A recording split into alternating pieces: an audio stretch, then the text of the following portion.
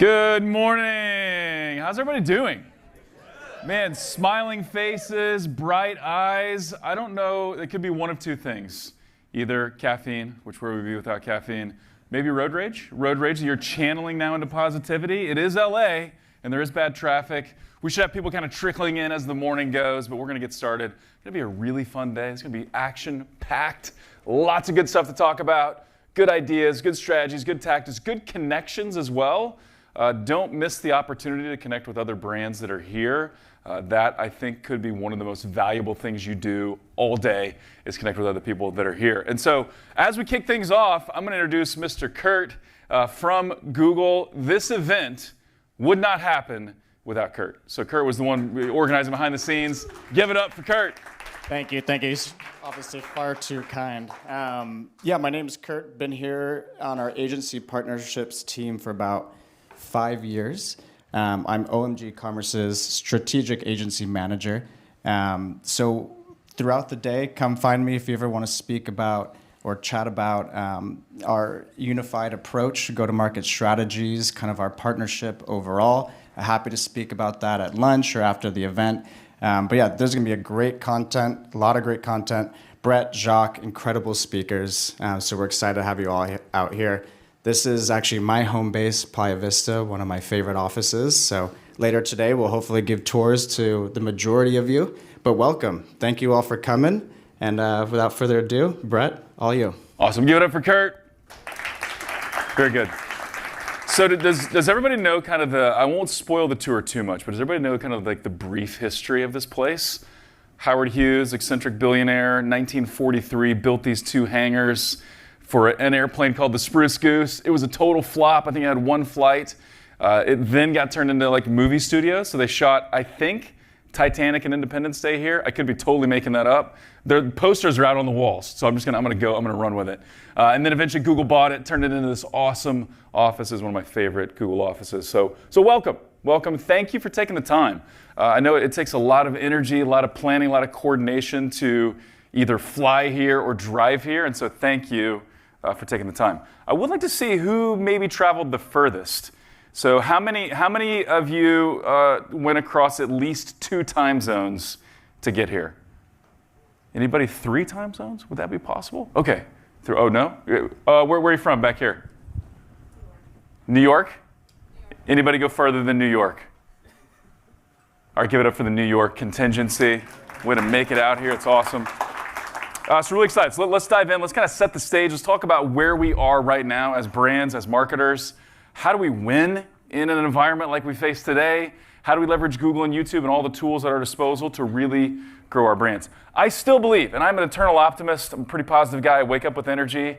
That's just how I roll. I believe this is a great time to run a brand, right? One of the best times in history to be a marketer or a brand owner, but it's also really challenging, really, really tough. I don't probably need to tell you that. You know that, but it is tough.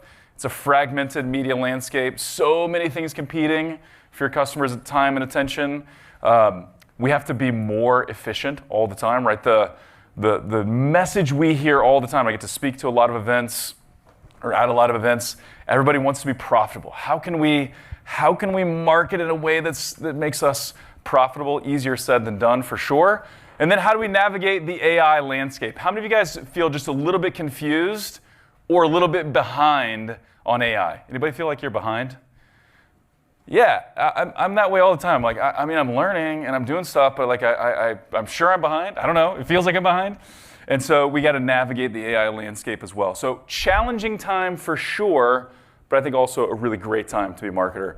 I'm a huge fan of YouTube, obviously. That's why we're here. That's why we're doing this event. But 2 trends that I think you need to know about related to YouTube. And they seem to be kind of on the opposite ends of the spectrum. Just shows the strength of YouTube. So anybody here a YouTube short fan? Anybody just like go hours watching YouTube shorts? Okay. So 70 billion daily views on YouTube shorts. We did this same event in September, and that number was 50 billion. And so added 20 billion daily views since then, which is awesome. The fastest growing screen though for YouTube is connected TVs or smart TVs. So 150 million smart TVs stream YouTube in the US. And actually this is now, I think, been going on for 12 months. Nielsen measures, media consumption. More people stream YouTube than Netflix. So YouTube app on a TV screen, more people stream YouTube that way than even Netflix, and that's been true for 12 months, which is insane.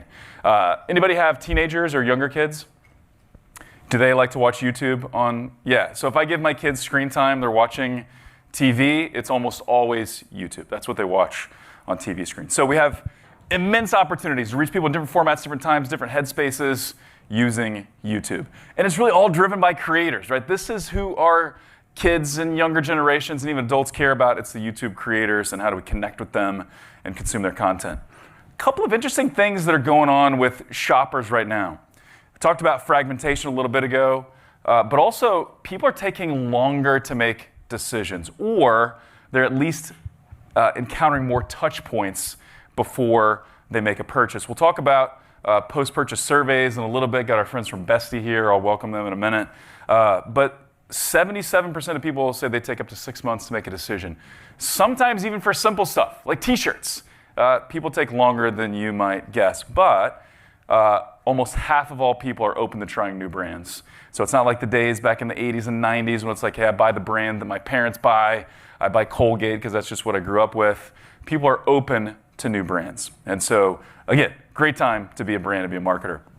In a world where anybody can watch whatever they want, literally, people watch YouTube. My 7-year-old son, Benjamin, loves YouTube. My 74-year-old dad is on YouTube, right? Everybody is consuming content on YouTube. And all powered by AI, right? So the ability to get in front of the right person, right time, right media, it's all powered by AI. And so now, Google is using hundreds of thousands of signals to know, hey, when is the right time to show this customer this message?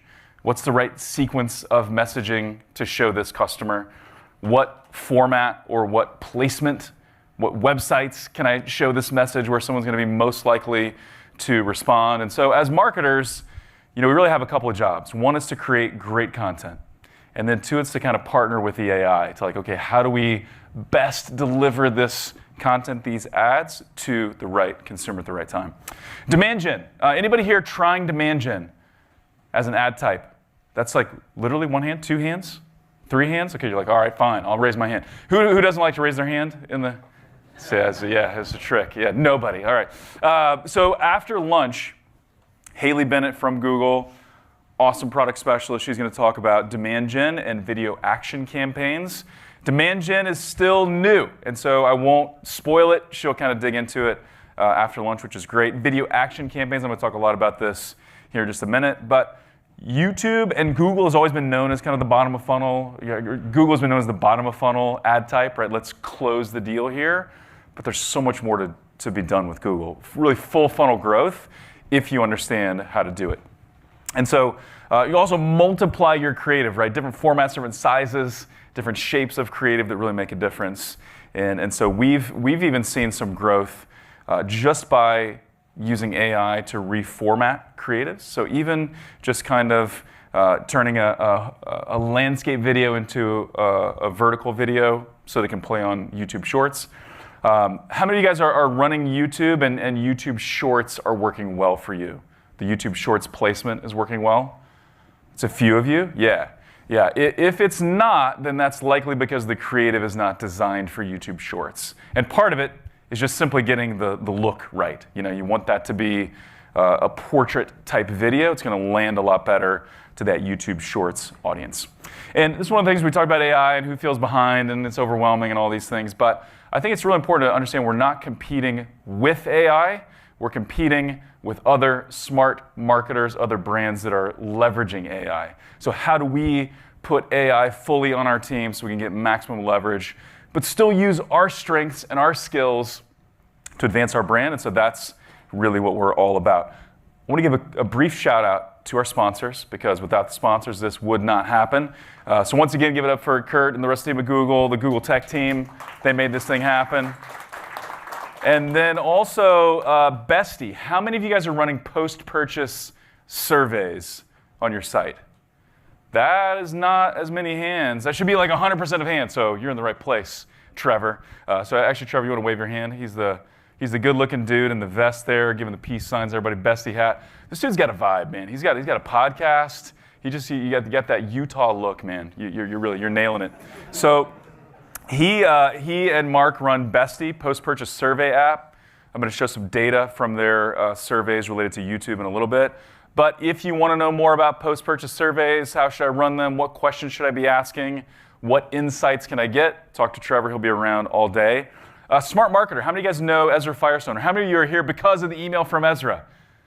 It's okay. It's a few of you. Okay, awesome. So Smart Marketer, we did a course with them. A couple people on my team. Matt Slaymaker's here. Savannah, who's not here. We did a course called Smart Google Ads. So if you're in a place where you're like, I just want to learn, and I want my team to learn, I want to go deep on Google Ads, there's a course available through Smart Marketer. Let us know if you're interested. They're doing a pretty big discount to anybody that shows up today.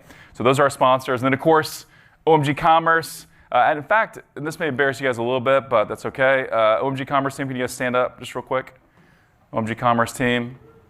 Give it up for the OMG Commerce team.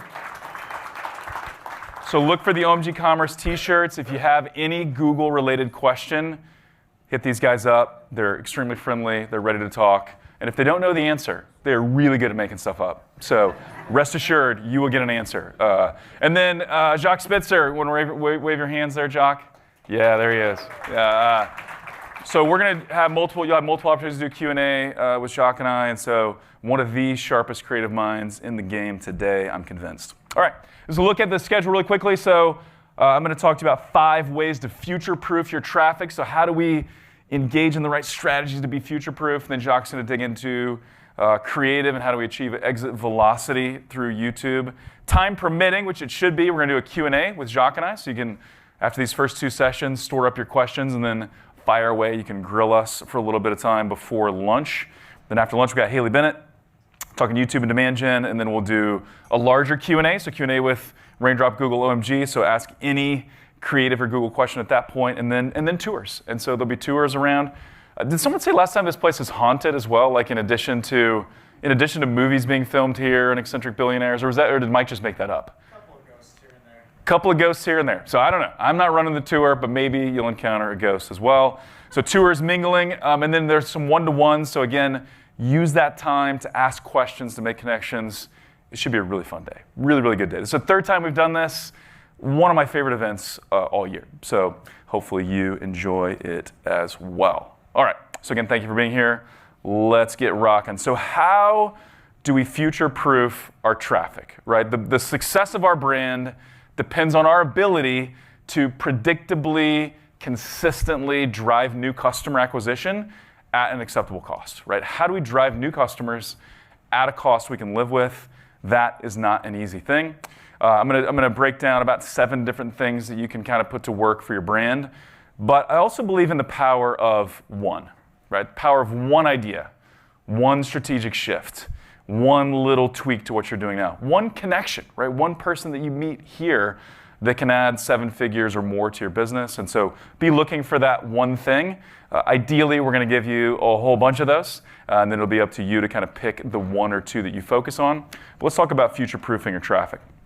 So a little bit about OMG Commerce for those that don't know. We're a performance marketing agency. We focus on all things Google, Amazon, email. Team of over 50. We manage about 100 million a year in ad spend across all platforms. So a lot of data, a lot of insights, a lot of things we can show you here, and that's really what this is all about. Worked with some awesome brands like Native and Crumble and Organifi and True Earth and lots others. So this all comes from our experience, right? We're showing here today comes from our experience. Now, in addition to being known as the guy that runs OMG Commerce, I'm also known as the crazy dude with a whole lot of kids. And so that is my family. My wife is kind of buried in the middle of that, but that is our family. If you are tired of counting, there are 8. We have 8 kids. And so everybody has the same reaction when they see this picture. They're like, oh man, they're just so adorable. They're just so cute. And my response is always the same. It's because you don't know them. And they hate that joke, actually. But they're fantastic. They're amazing. We did not set out to have 8 kids. We always wanted a big family. 4 or 5 was kind of our number. And we just totally overachieved. And so not a blended family, just a massive crop of kids. And so you want to scale a family, you want to scale a brand, I could be your guy. Happy to chat. And so Wouldn't have it any other way. It's super, super fun, but also chaotic. But if we look at, okay, we got this brand, and we're trying to grow customers, and we're trying to do it profitably, and I've got a million different platforms. And yes, AI makes some things easier, but then it makes a lot of other things more complex, and now I'm just confused, and it's overwhelming. And so this idea of creating consistent growth, I think it's as hard as chasing 8 kids. Like, I think that's what a brand owner and a marketer today is like. It's like you got a lot of kids. They all have different personalities. So they get temperamental, right? You know, Meta's working one day, it's not working the next. This kid loves to do their homework one day, they hide from you the next. You know, it's really, really hard. It's hard to do this and do it well. I do want to share one quick story, gets us acquainted, and then kind of sets the stage for what we're going to do. That is my daughter, Sophia. She is 12. That's my mother-in-law, Tammy. I will not say her age, but she's doing great. And so maybe a year ago, Sophia came to me and said, Dad, we want to open a lemonade stand. Me and the rest of the kids, lemonade stand. And I said, sure, that sounds like a great idea. I'm an entrepreneur. I love kind of feeding that entrepreneur spirit in my kids. Now, a little bit about where we live, though. We live in Missouri, 5 acres. There's a lot of traffic in front of our house, but it's not like the place where people slow down unless they're coming to our house. So I have very low expectations for this lemonade stand. I thought it was going to fail. Usually an optimist, I was not optimistic about this venture. That's not even a picture of their lemonade stand. I was so uninspired by what they actually created, I took not even one photo. And so anyway, they go out. I'm like, all right, good luck. And literally 2 minutes later, Sophia walks in and she said, Dad, somebody just gave me a $10 bill and didn't want change. I'm like, cool. You could probably just pack it up now. Like, you're done. That's your day. I remember doing a lemonade stand as a kid. We made no money. Like, we just got bored after an hour, packed it up. So anyway, so she goes back out. A few minutes later, Dad, somebody gave me a 20. Didn't want change. I'm like, oh, this is weird. This is really weird. And this kept happening. So eventually, I'm like, I got to go outside. Is there a kid standing in the road? What are they doing to get this much traffic coming to the lemonade stand? But over the course of 2 hours, they made $200. Sold out of lemonade. So the next time we did it, we made cookies, we made muffins, so anyway, I walked out there, now my entrepreneur juices are flowing. I'm like, hey, what if you take the sign, because traffic is passing this way, and what if you turn to the side and kind of wave the sign, so people can kind of see, because they're just facing traffic like this. And anyway, at that point, success had gotten to Sophia's head, because she kind of pulled her siblings aside and she said, guys, Dad's trying to give us business advice, but we make more money than he does. And so we can get that way, right? We taste a little bit of success. We're like, I got this thing figured out, right? But I believe a couple things with this story. They had product, right? People wanted lemonade. It was a hot day. They had a really good brand. So a bunch of cute kids. I did kind of wonder if people were driving by and like, are those kids supervised? Are these like orphans? Who are they? People just like pulling in the check. I didn't know. But they had a brand, right? Like the cute kids selling lemonade. And then we had an audience. Apparently we have really generous neighbors, right? So they kind of had all those pieces in place, and that's what you need too. But also, keep an open mind, right? And I'm probably preaching to the choir. That's why you're here. You're here to learn. You're here to grow. But lots of good stuff that will help you go to the next level. So dynamic, profitable growth, I believe they can come from Google and YouTube. Over 1 billion times a day, people shop on Google. That's across all Google properties. Display network, YouTube, search, shopping, and the works. 86% of people say they touch Google at some point in time in their shopping journey. So whether they buy ultimately on Amazon or buy from a Shopify store or buy in-store, 86% of people say they go to Google at some point in that shopping journey. And then 87% of people, your parents, your kids, are all on YouTube. An average session duration of 42 minutes on YouTube, which is pretty stellar. All right, so let's talk about what are the 3 keys to consistent brand growth. I think it comes down to these 3 things. We're going to unpack them in the rest of our time together. At the center is good creative, right? Everything else hinges on this. Google says that it's at least half the battle, right? 50% of your results on Google and on YouTube or more will come from your creative, right? So what you say, how you say it, and how well you deliver that is most of your success. But it all starts with strategy, right? How are we going to get the right mix of demand generation, demand capture? What plays are we going to run? How are we going to tackle this? How are we going to tackle this thing called D2C e-commerce? But then I think it's all multiplied by execution. So the way we do things, the way we run our campaigns, the way we manage our budgets, the way we structure things for success, that multiplies everything else. So I'm a big analogy guy. I like analogies and metaphors. And so let's talk about horse racing for a little bit. I'm a little out of my element. I love sports analogies. I don't know horse racing that much. So I'm gonna keep this pretty high level. Anybody here into horse racing? The Triple Crown? Nobody wants to, okay, yeah, a few people, awesome. Yeah, we got like 2, great. So I believe if you want to use this metaphor, thoroughbred horse, that is your creative, right? You are not winning any big race without a thoroughbred horse, right? Like the horse that's trained, that's ready, that's got the genetics, it's got the breed, it's got all of that. Like that is your creative. Without that, you do not win. The jockey, that's your strategy, right? The strategy of, hey, we're doing this now. We're going this way now. Hey, we're calm here. This is what we're doing. So that's your strategy. And then I think the execution piece is everything else. It's the equipment, it's the track, it's all of it, right? So I think there are some people, and we run into this a lot. We work with Raindrop closely, obviously, where if you want a thoroughbred of a creative, you work with Raindrop, right? But sometimes, because of the lack of strategy or execution, that thoroughbred is sitting in the stall, right? That thoroughbred is just kind of hanging out. It's not really set free to run. And so that's what we want to do with our execution and strategy we'll talk about today. Any Italian sports car fans? Does anybody cringe a little bit when you see that? That's painful. That is, I don't own a Lambo. I don't really aspire to, but I love them. That hurts my soul just a little bit to see that. I don't know what this guy's story is. I don't know if he just kind of rationalized that, hey, I can buy the Lambo, but I will have to live in it. And it will have to be my work truck, right? And so you look at this and you're like, nah, that's not right. But sometimes we do this with our strategy as well, right? And so like YouTube is designed for scale, but sometimes we make it just do conversions, right? And so sometimes we're not using the platform the way it was designed, and that's holding us back as well. So we're gonna fix that today as well. All right, let's talk about strategic shifts just a little bit. So now I'm gonna talk sports that I do know. Anybody here hate the Kansas City Chiefs? I've learned that's Matt Slaymaker. All right, you were going to be on the panel. Now you're not, Matt. You're off the panel. So I'm from Kansas City, huge Chiefs fan.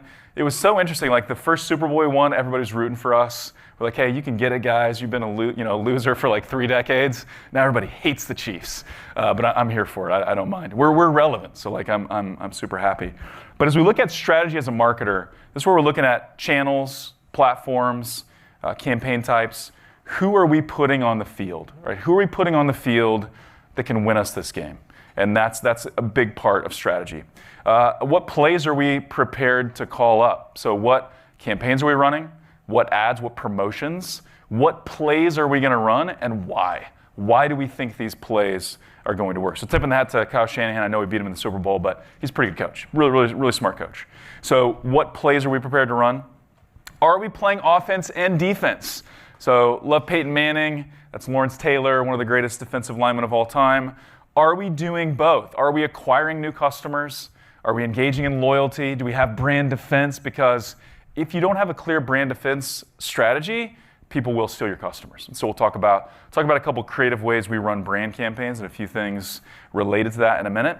And then what data is going to inform us along the way? I know Bill Belichick's had a rough go of it the last couple of years, but he's still one of the greatest. What data will inform us as we go? As we make in-game decisions and in-game shifts, what data will inform us? How will we know, based on what we're seeing, what to do next? And you can kind of imagine, what a lot of us do is we just want more data, right? Build me a dashboard with I want all the data. I want every click-through rate. I want every CPC. I want every impression piece of data. I want all of it. Could you imagine, in a game, giving a defensive back all the stats of the game, right? Here's the whole stats for the first half of the game. They would have no time or no ability to do anything, right? What you want to show him is, hey, when they line up like this, they're going to the flats, right? When they line up like this, they're doing a crossing pattern. It's in-game stuff. Like when we see this is how we respond. And that's what you need as well. That's the data you need so you can make those shifts as well. A couple brands we'll talk about. Boom by Cindy Joseph, longtime client. I think we've been working with them for about 8 years. Their whole goal over the last 12 months is efficient growth. So how do we grow and get new customers? Well, we got to hit a 3x MER, or like total ROAS would be kind of another way to look at that. And so with them, PMAX. PMAX has been the winning campaign. That's what we've leaned into. They've actually done a little less YouTube lately and done more PMAX. They've also had to do some brand defense. So Amazon kind of creeping in on the brand name, a couple other competitors trying to grab some of their non-brand stuff. So we've had to go on the defensive a little bit as well to protect their space on the online shelf. Now, then I believe what's really important is that we have weekly KPIs that we shoot for. How many of you guys have like a clear financial dashboard that you're looking at on let's say at least a weekly basis? So clear finances you guys are digging into? Okay, great. I think this is what's separating the great marketers and great agencies from the rest, is being able to look at real business impact, real financial numbers. So things like total sales, we're looking at margin, we're looking at new customers versus returning customers. So that's a real important metric. What's our composition of new customers versus returning customers in our different channels? So I had to block this out because this is real client data. But as we do more on YouTube or Performance Max or Demand Gen or Meta or wherever, what does that do to our Shopify sales? What does that do to our Amazon sales? So we're looking at Amazon correlation here. I've got some great studies I'll show just a little bit on how YouTube really spikes Amazon sales as well. So am I looking at these core financial metrics? Because at the end of the day, that's all that matters. I don't care what my CPC is or my CTRs are if I'm making more money or if I'm not making more money, right? So we've got to see the correlation here with actual business data. All right, so that's a brief bit on strategy. Let's talk about creative wins. And so this will be fun here. We'll talk about this brand. Oh, anybody heard of Overtone? I don't see anybody with colored hair. Anybody ever like gone pink or blue or green with your hair before? All right, yeah. It's awesome. My kids have done that. My kids have bought this. So really fun brand. I'm going to show you some video creatives in just a second. But what we found is really working for them, and I think this is true for a lot of brands, and so I think there's some good insights here. People plus products plus proof, right? So it's an alliteration, makes it easy to remember, 3 Ps. People, products, proof. As we looked through, what are the best performing images, ads across really any channel? They had those 3 things, people, products, and proof. And so we can see the color of the product, whether that's purple or green or whatever. We see the actual product, so we can see that, hey, this is a coloring conditioner and maybe a shampoo. You can kind of see those bottles there. And then we see the result. We see the result of the color in the hair, and we're like, yes, that's what I want. Or I don't want that color, but I want something like that. And so these were our best assets. What is so great, one of the things that's great about Performance Max is you can start to see this data and see what's working and what's not. And then you can decide, okay, why? Or you can start to understand, why does this image outperform another image? Now, I want to tell you a story about an image. I can't show you, so you're just going to have to create this in your mind's eye. Should be fun. But I've got a question related to it. So we worked with this lawn care brand, and they had a bunch of images that were before and after. So lawn before product, lawn after product, but split screen. So same image, you could see before and after in the same picture, and it was compelling. It was like brown, crusty yard versus green, luscious, it looks like a golf course lawn. So before and after, very powerful. How many of you guys think that would be the winning image, before and after? This is what I voted for. As I was looking at images, I was like, before and after, that's the ticket, man. That's what people want, right? Before and afters work for exercise, for weight loss, for home remodeling. So I was convinced before and after was going to be it. That was not the winning image. In really any case, it never won, which I was so disappointed. Which shows, even if you do this all the time, you're gonna pick the wrong winners on occasion. The winning ad, winning picture, and this won for ever. Picture of a dude's hand holding a garden hose with the product screwed into the end of the hose, and he was just holding it. That was it. No results, the results we had to speak to in the copy. All you can see is dude, the hose, and the product. Any guess why that image won? And we actually, as we thought about it, first of all, we were perplexed. We're like, Google's wrong, this is not right. And then we realized, okay, Google's right. And so then we started leaning into it. And then we had a creative breakthrough. But any guess, what was that image communicating? Yes, sir? Just curiosity. So I do, you can't underestimate curiosity. People are like, what's going on here, right? That's why sometimes, and this is clickbaity stuff that I don't recommend, but you see these ads for mortgages, and it's like, I don't know, some wrinkly old dude doing something weird. But yeah, so some curiosity. Yes, sir? How easy it is to do. Yeah, how easy was it? What were you going to say? Yes, you guys nailed it. So this is exactly what we thought. Sunday? I cannot confirm or deny. So we really thought like, oh, this is just showing that it's easy, right? Does anybody here enjoy lawn care? It's okay if you do. For some people, it's therapeutic. Like my dad loves to ride a lawnmower. It's okay. Like if you give me free time, I'm not going out and getting mulch and digging in the yard. I'm not doing that. I'm not like spraying my yard. That's not my fun pastime.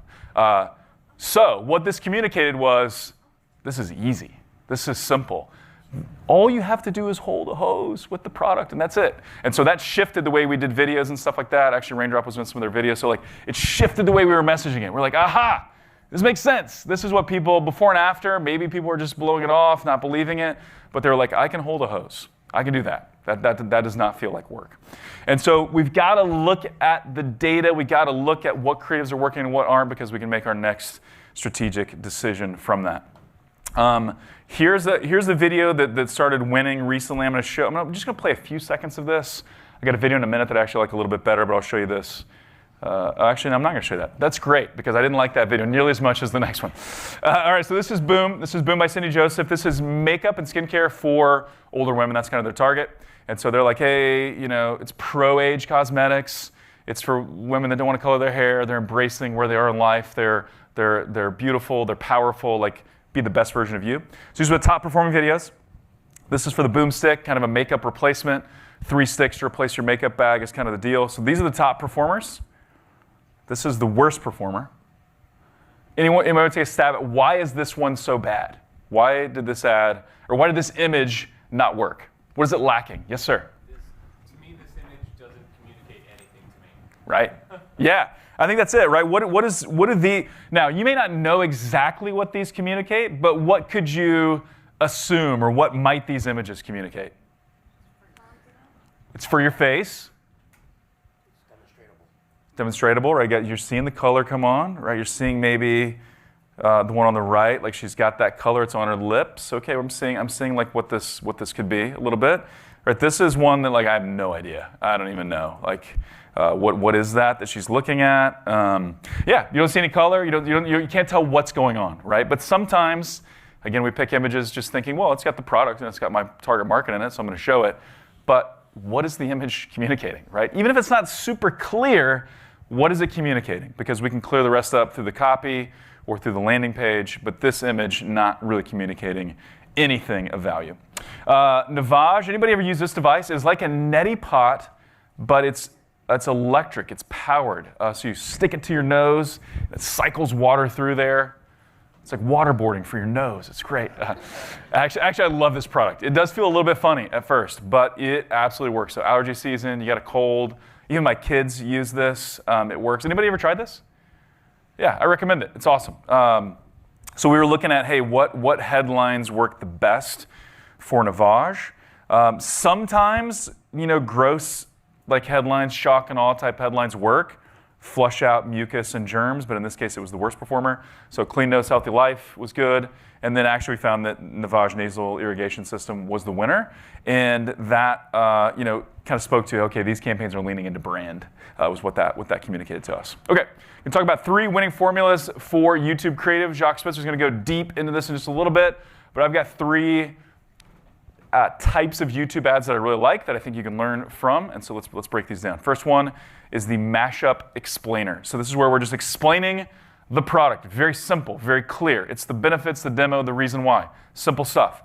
But we're using a mashup of UGC or influencer content to communicate that. So I'm going to show you this one from Overtone. I won't play the whole thing, but I love this ad. This was our winning ad for over a year. Here we go. This is insane. This is so bright. It doesn't really matter what your hair type is. A product like this is gonna work for you no matter what. Today, I am dyeing my hair for the first time with Overtone. It's a semi-permanent color depositing conditioner. It's vegan, it's moisturizing. It's really, really easy to use. I'm gonna part my hair in like 6 sections. I applied it on my dry hair. You want to make sure that you are fully saturating the product on your hair. And by saturation, what I mean is you are not leaving a single strand of hair behind. It smells really good. It smells like really. Okay, so we'll stop there. Get back here one more. Okay, so what did you like about that ad? Just throw out some of the positives of that ad. Yes, ma'am. Multiple people, right? So here's the thing with UGC, and this is true across any product, right? You're watching the UGC as a consumer, and you're like, oh, I don't like that person, right? That person's not like me. My hair's not like that, right? That doesn't resonate with me. But then the next person, you're like, oh yeah, that's me. That's my hair, that's my look, that's my vibe, right? So having multiple elements of UGC, almost always better than just one. We've seen one work as well, but I love that. So multiple perspectives, love that. What else did you like about this ad? Yes, sir. It addresses objections, so it doesn't smell and there's no dripping. Yeah, it doesn't smell, no dripping. Hair products, man, like people in my family would do perms back in the day. It smelled terrible. Like, who let the cat in that peed all over the place? This smells terrible, right? So this product smells good. Yes, sir. And then right behind Alec, yeah. Yeah, good pacing. Good pacing, yeah. This is so, you can't underestimate the power of this or the importance of this. We've seen this with some UGC where maybe we don't have as fast a cuts as this. We just speed it up 10, 15%. People never know, but it goes faster. We have short attention spans, right? If you have one person talking on camera for 20 seconds, people they're tuning out. So fast cuts, right? I'm seeing multiple people. I can see myself in the product. It's overcoming objections. There's a speed there. There's an energy there, right? She starts with, I'm coloring my hair, right? That's how people feel, I would assume. I've never colored my hair. That's how people feel, I'm going purple today. This is a big day. And so they capture that emotion with those UGC clips. What else? What else did you like about it? Yes, sir, right here. Ease of use. Ease of use shows kind of the steps, right? In some marketing, we're like, well, I don't want to show the steps. In this case, it worked, right? It's easy. You just, I don't even remember what the 3 steps are, but they're easy, right? You just put it in there and leave it for a little bit, wash it out, all good. Yes, ma'am. Breadth of color is shown. Yeah. So allowing people to see their options here. There are different colors that are available. So that ad was absolutely a winner. And so next one, the irresistible offer. This ad, how many of you guys sell a consumable? Product that people reorder? Okay. This works really great for consumables. You could do something somewhat similar if it's not a consumable. It wouldn't look exactly like this. So this is sort of you guys know what Jeff Bezos said about Amazon Prime. He said, I want to build so much value into Amazon Prime that people feel irresponsible saying no, right? And so that's sort of what we're going for with the irresistible offer. How do we make this so good that someone's like, I feel like an idiot if I don't click on this. I feel bad if I don't take advantage of this offer. So this is our brothers at Live Bearded. This is Spitzer, handsome bearded fellow. So let's watch this ad. Check this out. If you have a beard, you have to get our sample pack and try 24 different products for only $10. Here's the deal. We know buying grooming products online sucks. It's a pain in the ass to find products and fragrances you actually like. Trust me, we get it, which is exactly why we created our sample pack. We want to make it as easy on you as possible to find the best beard products for you.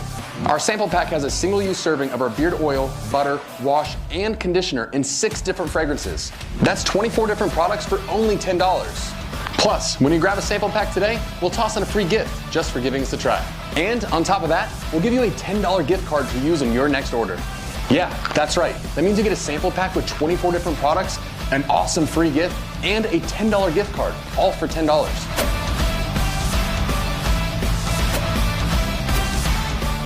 Awesome. Check this out. Okay. So what do we like about that ad? Any bearded fellows here that are like, I got to buy this stuff? I don't see very many beards. What do you think, buddy? You going for it? Yeah. It's like, I don't know what to say right now. I'll just say yes. Yes, sir, in the back, what'd you like? This reminds me of the Dollar Shave Club. Yeah, a little bit, right? It's kind of, there's a little bit of movement. He's walking through the warehouse. He's not cracking a lot of jokes. There's a few jokes sprinkled here and there, nothing over the top, quite like Dollar Shave Club, but it's got that same look. You're right. Yes, sir. There's just so much value packed into very little effort. Right. Get this Right. back. Yeah. So what's interesting, and this ad has crushed it. Are we still running this ad quite a bit, Sheila? Do we know? That's actually Savannah's account, not you. I do that all the time, my bad. Really put you on the spot, and you're not even the person that I was wanting to talk to. So this is great. Super cool. So I think we're still running this ad, and it's worked well for years. What they have found, though, is this ad still kind of goes after someone who's actively shopping for beard products, right? Have a beard? Check this out. Yeah, so they're doing, now some of the ads that are scaling are going a little higher in the funnel, which are great, or maybe capturing someone before they're considering product. But yeah, if you thought about a beard product, now I get to try all 24 cents, all, their whole variety for only $10. I get a $10 gift card. Like, this just all works, right? And so this got 30% lower CPCs than any other ad, 60% better than previous ads. We really scaled with this ad. Yes, sir. So they were here last time. Yeah. The beard guys were here. This is an in-house. This was produced in-house. Correct. So, and I spent a lot of time talking to them, sharing things. I'm just curious. Would this burn out with ad fatigue fairly fast as opposed to some other? I mean, it has immense value. But I could see it having ad fatigue in, a month or months or several months or something. Right. Really great question. So yeah, the live bearded, there was a whole live bearded contingency. This was a bearded room last night. I think it was only 5, but it was great. So they were here, fantastic guys. They did create this in-house. So the couple guys are really good script writers. Spitzer, one of the owners, great on camera. And so they did pretty much all of it in-house. The second question was, hey, would this burn out? Here's what's interesting. I don't run ads on Meta. We got partnerships for that. Jason from Spotlight, where are you, Jason? Meta question? He's like, I'm sick of hearing Brett. I'm walking out. He's here. Anyway, one of our Meta partners is here. If you have a Meta question, I don't run ads on Meta myself, and so I know things burn out faster there than they do on YouTube. And what it seems like to us, because Google refreshes audiences so quickly, so whether that's an audience, a custom segment based on people's search behavior, whether that's an audience based on their browsing behavior online, or maybe if they've interacted with your brand at all, because those audiences are being refreshed on an ongoing basis, creatives just don't burn out as much. So well over a year, and I'm confident this ad is still running in some capacity, that this ad has worked. And for the longest time, we could not beat it. They've actually beaten it now, but this was one of the top ones for at least a year, which is pretty powerful. Cool. All right, this is the next one. I love this one. This would be a good one, I think, for just about everybody to try. Split screen UGC. Okay, when you film UGC, or when customers film UGC, how is that usually filmed? With what device, and what angle are they shooting usually? iPhone portrait, right? They're shooting with their phone, and they're shooting in portrait mode. Now that, just as it is, can work for YouTube Shorts. For the rest of YouTube, generally speaking, we like 16:9s. We want all the sizes, but 16:9 really works well. And so this is what it looks like, where half the screen is UGC, half the screen is a product demo. Now, we had a brand we worked with for quite a while. They were spending multiple millions a month on YouTube. This was our top performing ad. Not this one, but this layout or this type. I'm going to play a little bit of Life Boost to show you an example here. Then we can break it down. My name is Carrie from Nashville, Tennessee, and I love my Life Boost coffee. I love knowing that it's organic, pesticide-free, and mold-free, and the taste is amazing. But I really like it. Now, what would have been even better, so this kept it somewhat interesting because you had the product to the side. It would have been better, though, if you could see someone preparing it. I'm pouring the beans in, I'm turning the grinder on, I'm doing my pour over, right, or my coffee ritual. That's when this thing really shines. This was still better than alone because, again, we get bored kind of fast. I love Carrie. She loves her Life Boost. She's got that Tennessee accent. I trust her immediately, right? But it can be a little bit slow, right? So we need the other things going with it. And so this is what we've seen. People will engage longer. They'll click more. They convert more if there's more movement. So we got our UGC, and then we got a demo going next to it. And this can be very simple. And so again, we like that UGC mashup, but then demonstrate the product off to the side. This thing is a winner, essentially always. Anytime it's executed properly, this thing wins. All right, next piece, and this is where your in-house media team, or if you're working with an agency like OMG Commerce, this is where this is a step that is missed that cannot be missed any longer. So this is how we work really well with Raindrop, but creative feedback loops. How are we communicating exactly what's working, why we think it's working, and what we need to do next? So here's some of the things that we look at. This will be very high level, but I think it'll be pretty helpful, where we're looking at, how do we know whether we need new hooks, new product demos, maybe we're just not showing the product in a compelling enough way, or do we need new offers? So here's how we look at the data. So one is view rate, where we're looking at what percentage of people that get served the ad actually watch the ad. So people that get served it, how many of those actually watch it? We've got some relative percentages that we look at based on where that ad shows. But generally, if it's a high view rate, that means you probably got the hook right and you probably nailed the audience if people are watching it, right?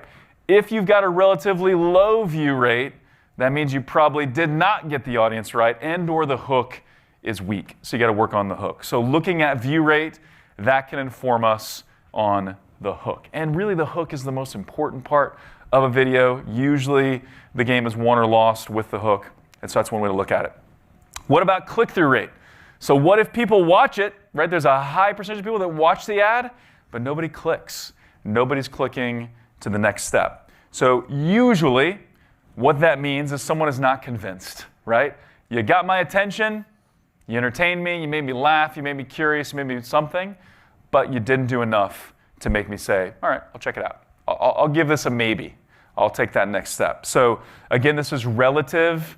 On YouTube, this can be anywhere from a 0.5 to a 1% click-through rate. Can be great, but it depends on your product and conversion rate and all those things. But if I'm comparing different videos, I'm looking at the relative CTR. If this ad has a great view-through rate, bad CTR, I'm working on usually the product demo. Then what about, hey, what if it's got low conversion rate as well? Well, then I'm looking at offers, right? So what am I promising someone they will get if they click the ad? This is a step that a lot of people miss, where we're just like, hey, click here to learn more. That can work, but sometimes we need to throw a little more in there. Maybe you lean irresistible offer like Live Bearded did, maybe it's something more simple, but what are we telling someone they're gonna get when they click this ad? So tweaking that can really help. One thing, and I'm not sure if Jacques got this in his presentation, but one thing that like William Painter did, and I think maybe Dr. Squatch and others, is at the end of the video, they just start cracking jokes and like, hey, you should click, right? Hey, you should just click here, you should click, and then they tell another joke, hey, you should click here. Like even something simple like that, just kind of drawing it out and getting people to click helps. But then some kind of offer attached to that. And then also, if the conversion rate's low, could just be your landing page. Could be that the landing page needs work. And so that's what we're looking at. So one, we have Client Skincare by Elaine, actually, I think they'll be here a little bit later. Running YouTube, working okay, but we had great view rates, like really, really good view rates. Great click-through rates. Everything was looking good, except people weren't buying. And so that's a problem, right? That's all we wanted. So they were like, hey, we think we got it. We think it's the landing page. And so they reworked the landing page, totally changed the dynamics of that campaign. The other piece is follow-up sequences. So what are we doing if we get someone to the page, capture their information, how do we follow up with them? Because, and we'll look at some data in a minute, it's not that likely for someone to click the first time and buy right away, especially if it's a more expensive product or they don't really know you. Like you need a follow-up sequence, whether that's through ads or through email or ideally both. All right, so let's talk now execution. So we got strategy, what's our mix of demand gen and demand capture, what plays are we running, who are we putting on the field. We got creative, are we putting our best foot forward, are we always testing, always looking at the data, making creative better, and then how do we execute our game plan. So this is something we're seeing more of now, and this is just for one brand, but we're seeing a lot of people lean into Google and Amazon even over Facebook. This is not a pitch against Facebook. Google did not put me up to this or anything like that. But we are seeing this some with brands even right now, which is interesting. Let's talk about Performance Max. How many guys, Performance Max is your winning campaign type? So best performance, best volume, Performance Max. A little less than half the room. How many of you are running Performance Max actively? That's more of the room. Okay, great. So next level strategies, we'll kind of go through this relatively quickly. I like to give stuff names because that's how I remember things. But one approach to Performance Max is what I like to call the Marley. And so this is laid back, man. This is like easy. Like we're not getting too serious about anything. We're just having fun. It's going to work. We're having fun here. So this is low effort, lower scale, kind of no worries, the Marley approach.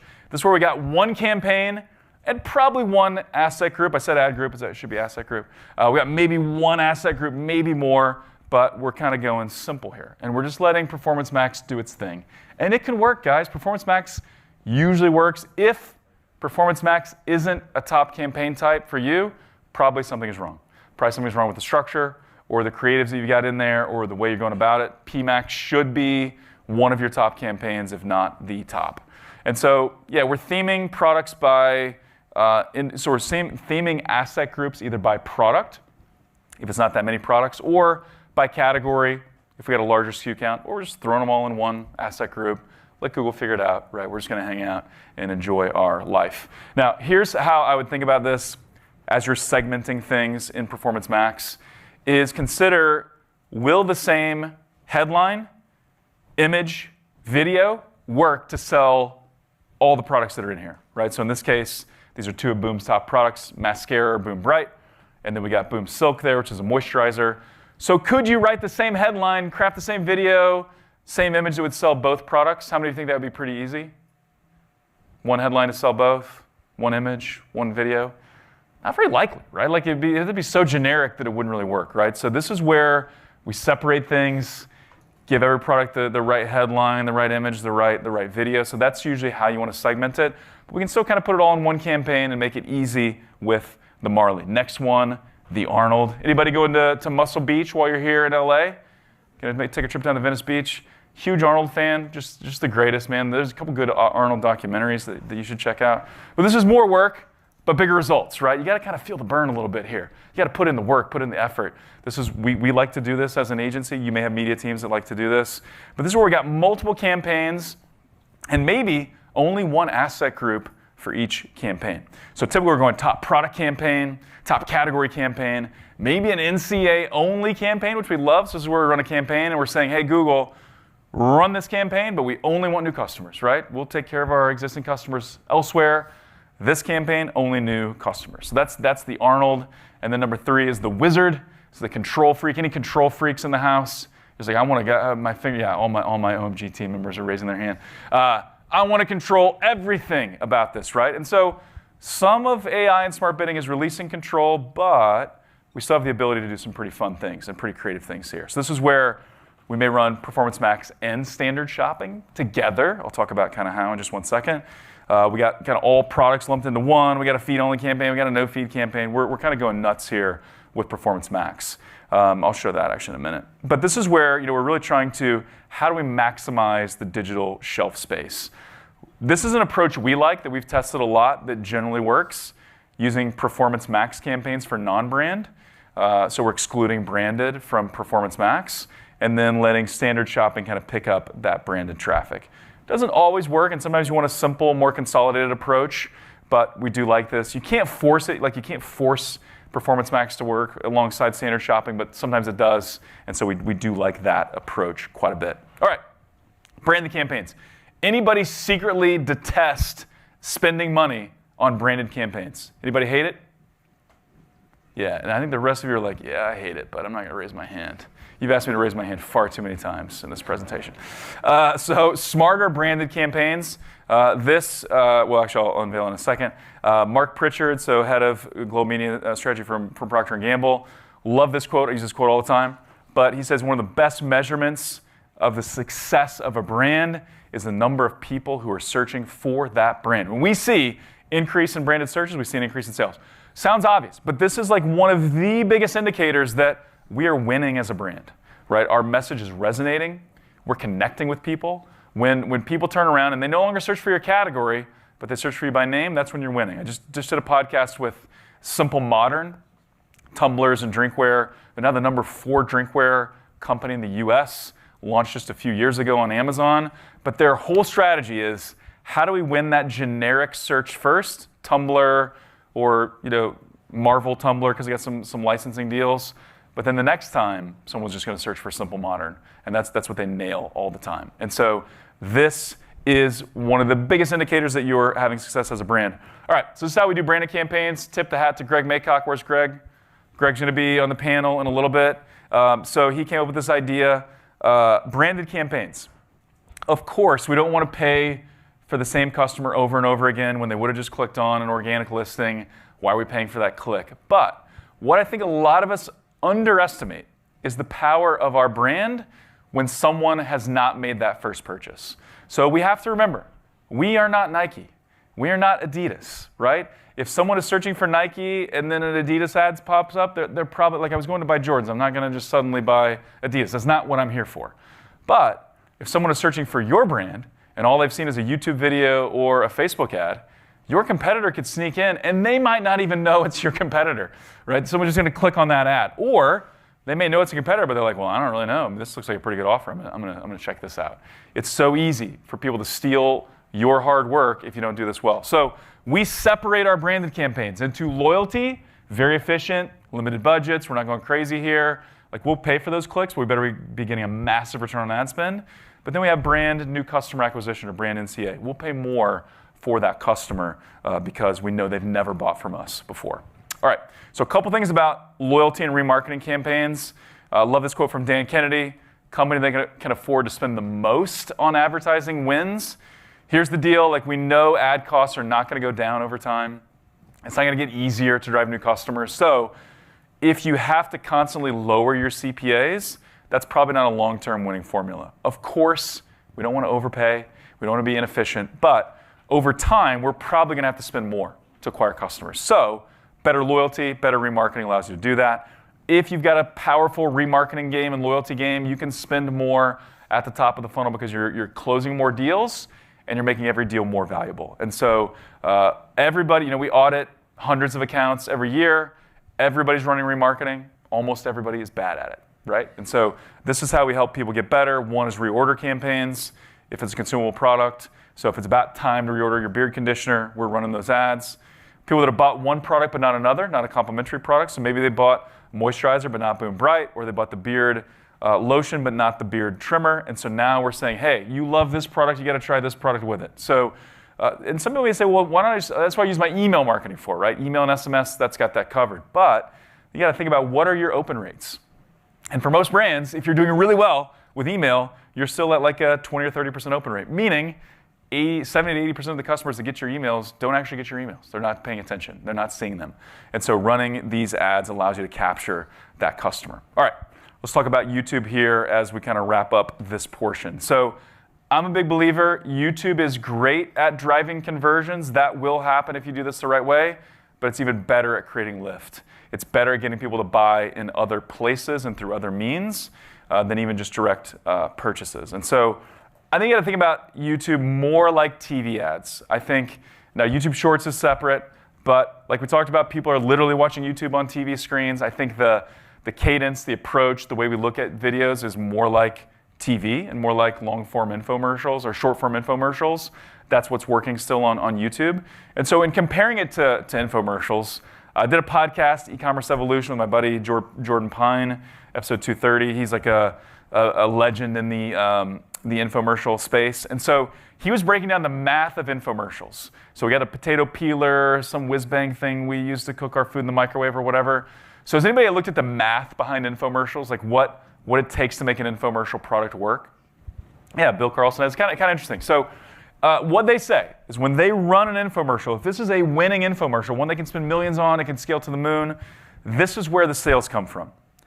20% by phone, right? So people still pick up the phone and dial and make purchases.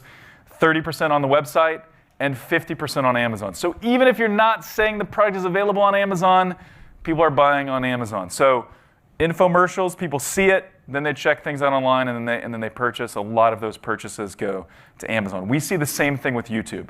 When we go hard on YouTube, we see branded search go up.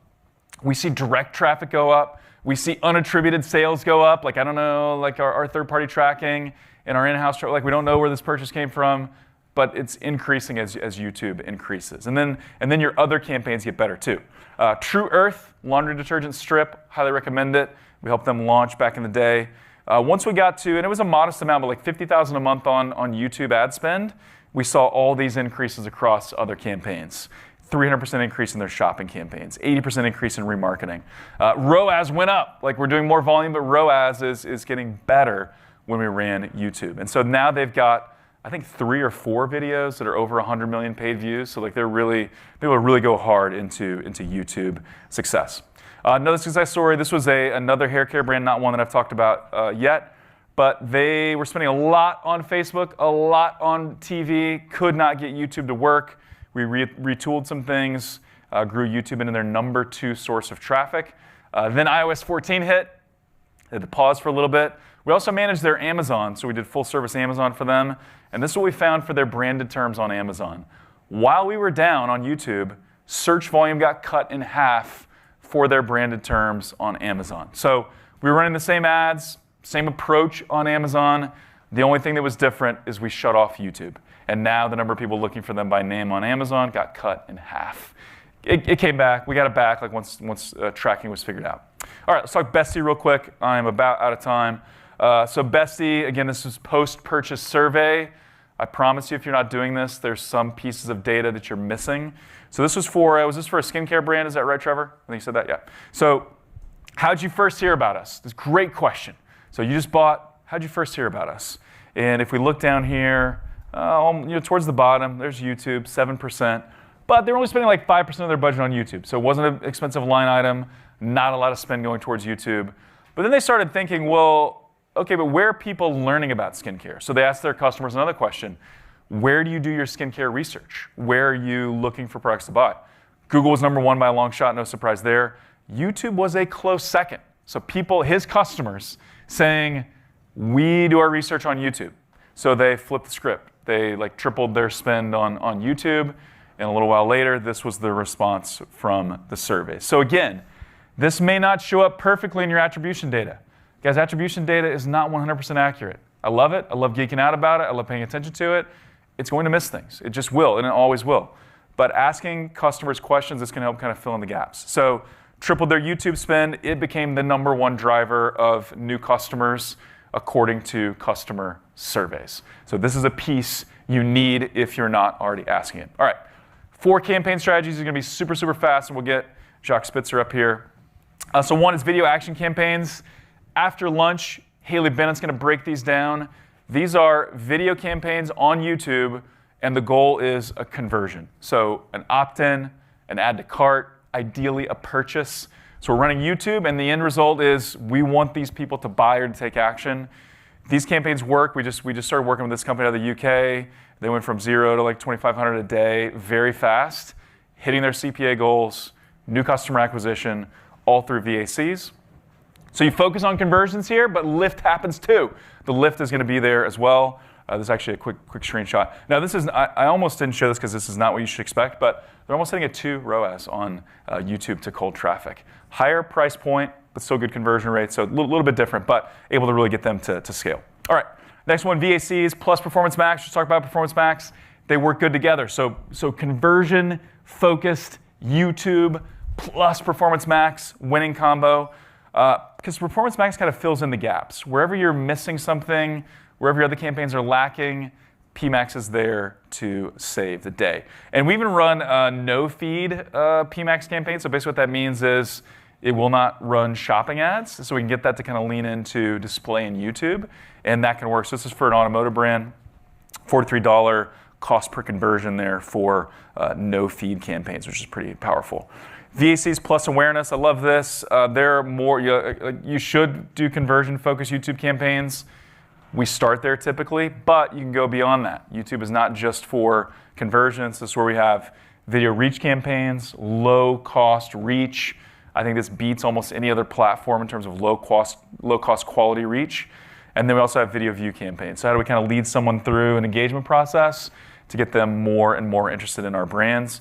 Sometimes we're putting 10% of our budget towards awareness campaigns and 90% towards conversion action campaigns. Sometimes it's 80-20, sometimes it's 50-50. Depends on the goals of that brand. And then finally, how many of you guys are selling in retail stores, so your products are available in stores? So that's a lot of you, great. And that's the other trend in e-commerce we've seen over the last several years. Like to build a really big brand, you probably need some retail distribution.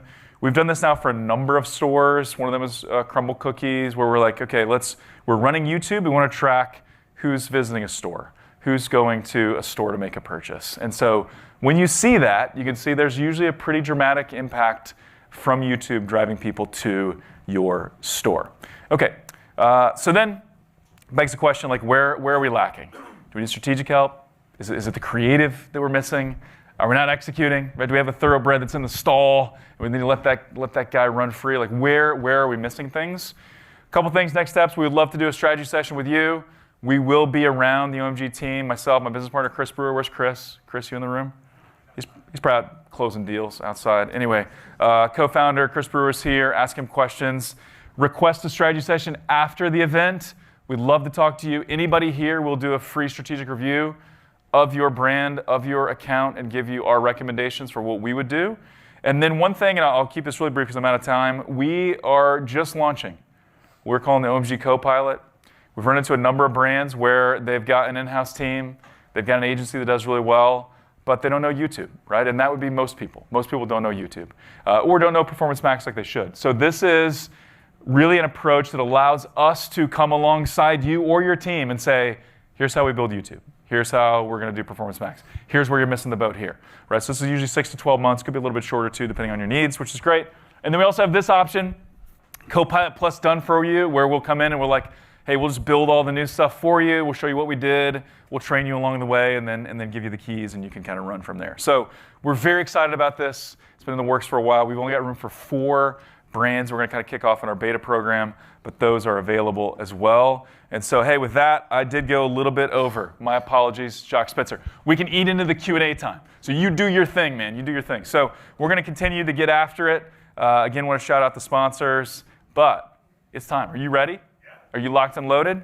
So I got to tell you a little bit about this guy. How many of you guys have been following Raindrop for a while? I love their ads. You know an agency is good when like you text your buddies links to ads that have nothing to do with your brand. But you're like, check out this ad. This ad is great. I do that all the time with Raindrop ads. And so this guy's one of the best in the business. He's going to break down now for you how to achieve exit velocity, which sounds super cool, and space age, which is exciting, on YouTube. So give it up for Jacques Spitzer.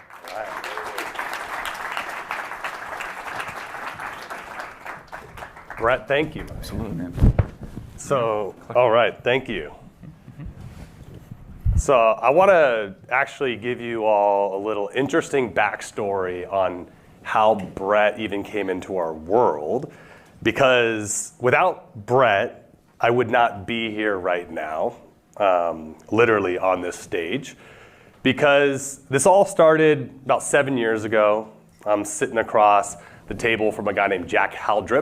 He's the founder of Dr. Squatch. At the time, they're 6 years into their business. They're doing $3 million a year.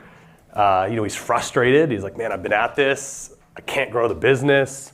I'm completely dependent on Facebook. And I feel like if they change their algorithm at all, it's my whole business. I gotta get off Facebook. And so we worked together to devise a strategy of how can we start tapping into another channel. At the time, we were trying to figure out, would it be Instagram? Because that was so new at the time. Is it going to be YouTube? Where are we going? Is it going to be television? Where are we going to go? And sure enough, we started creating this content that really started to get traction and take off. But the original sort of content that we did for Dr. Squatch still performed better on Meta, at least from Jack's perspective and where we're at. We went on to do a spot for William Painter, which is a sunglass company, and they scaled it hard on YouTube. I mean, they put money behind it to do 50, 60 million views in like 3 months. I mean, they throttled it. And we started talking to William Painter, started talking to Dr. Squatch. We're like, how are you guys figuring out YouTube? And like, well, we started taking this course online. And it turns out that course was put out by, you guessed it, Brett Curry. And so Brett's teaching of YouTube, even 7 years ago, was the reason that some of these brands have been able to have these like massive breakthroughs and really take off. And so my hope today is to share a little bit with you all, a little bit of not only those pieces of stories, but creative that allows people to achieve exit velocity. And when I say exit velocity, I think you guys have all heard the slogan like, to the moon, right? It's all of our dreams with our brands is to achieve this feeling that you can continue to spend on these channels and that you can continue to grow more and more. And we'll get into not only how to potentially do that, but also what to look out for to not come crashing back to earth. So Brett shared some of those YouTube statistics before. I'm telling you, if you pay attention, YouTube is silently dominating. And what I mean by that is everything else has been kind of like a fad, or it's been splintering. TikTok comes out of nowhere, and then all of a sudden all the vertical channels are everywhere. Even television is so fractured now, right? Are people do they even have cable, or do they just watch YouTube TV, or where's everyone getting it? The one thing is that people are on YouTube. Brett mentioned it, I agree. I have an 8-year-old son, his number one channel, he likes YouTube.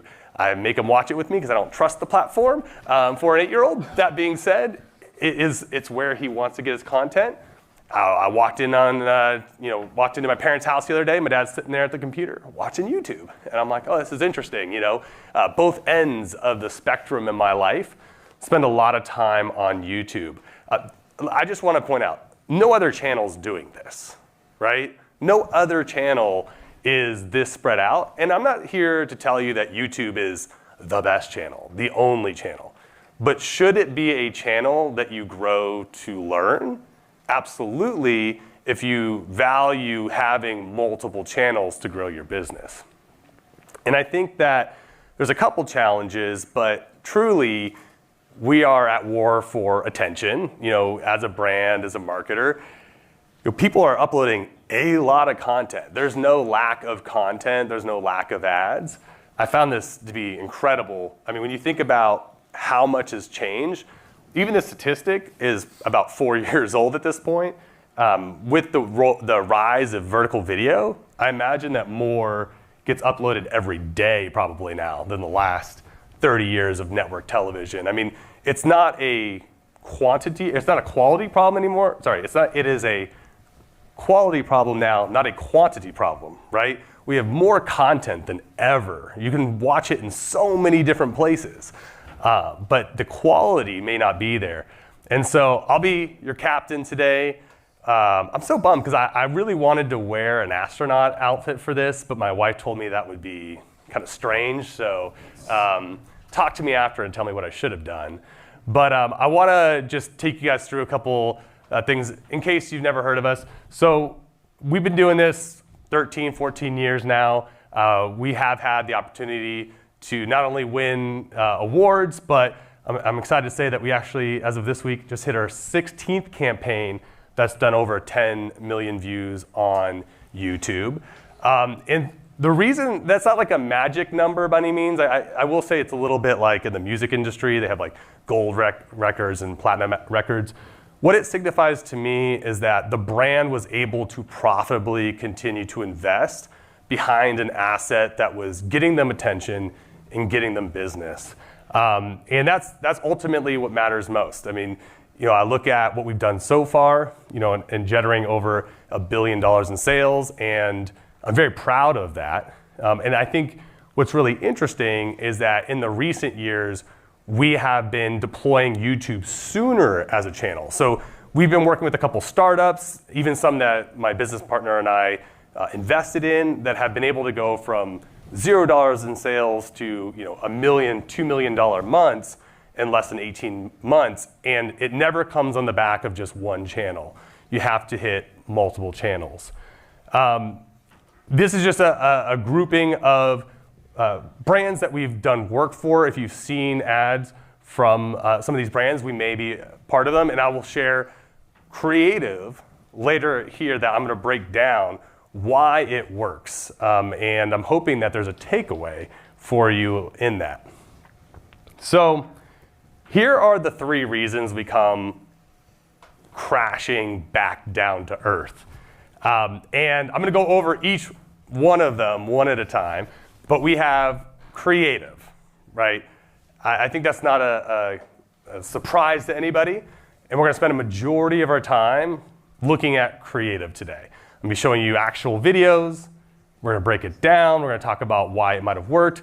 And my hope is, a lot of you have come, we got Howie coming all out from New York. A lot of you have come from all over to be here. My hope is that you're going to get a really tangible nugget from seeing some of the work and being like, okay, I'm not going to copy that, but I'm inspired by that because it works and I understand it.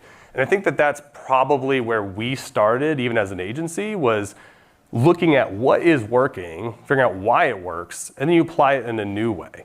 That's true of pretty much all marketing, right?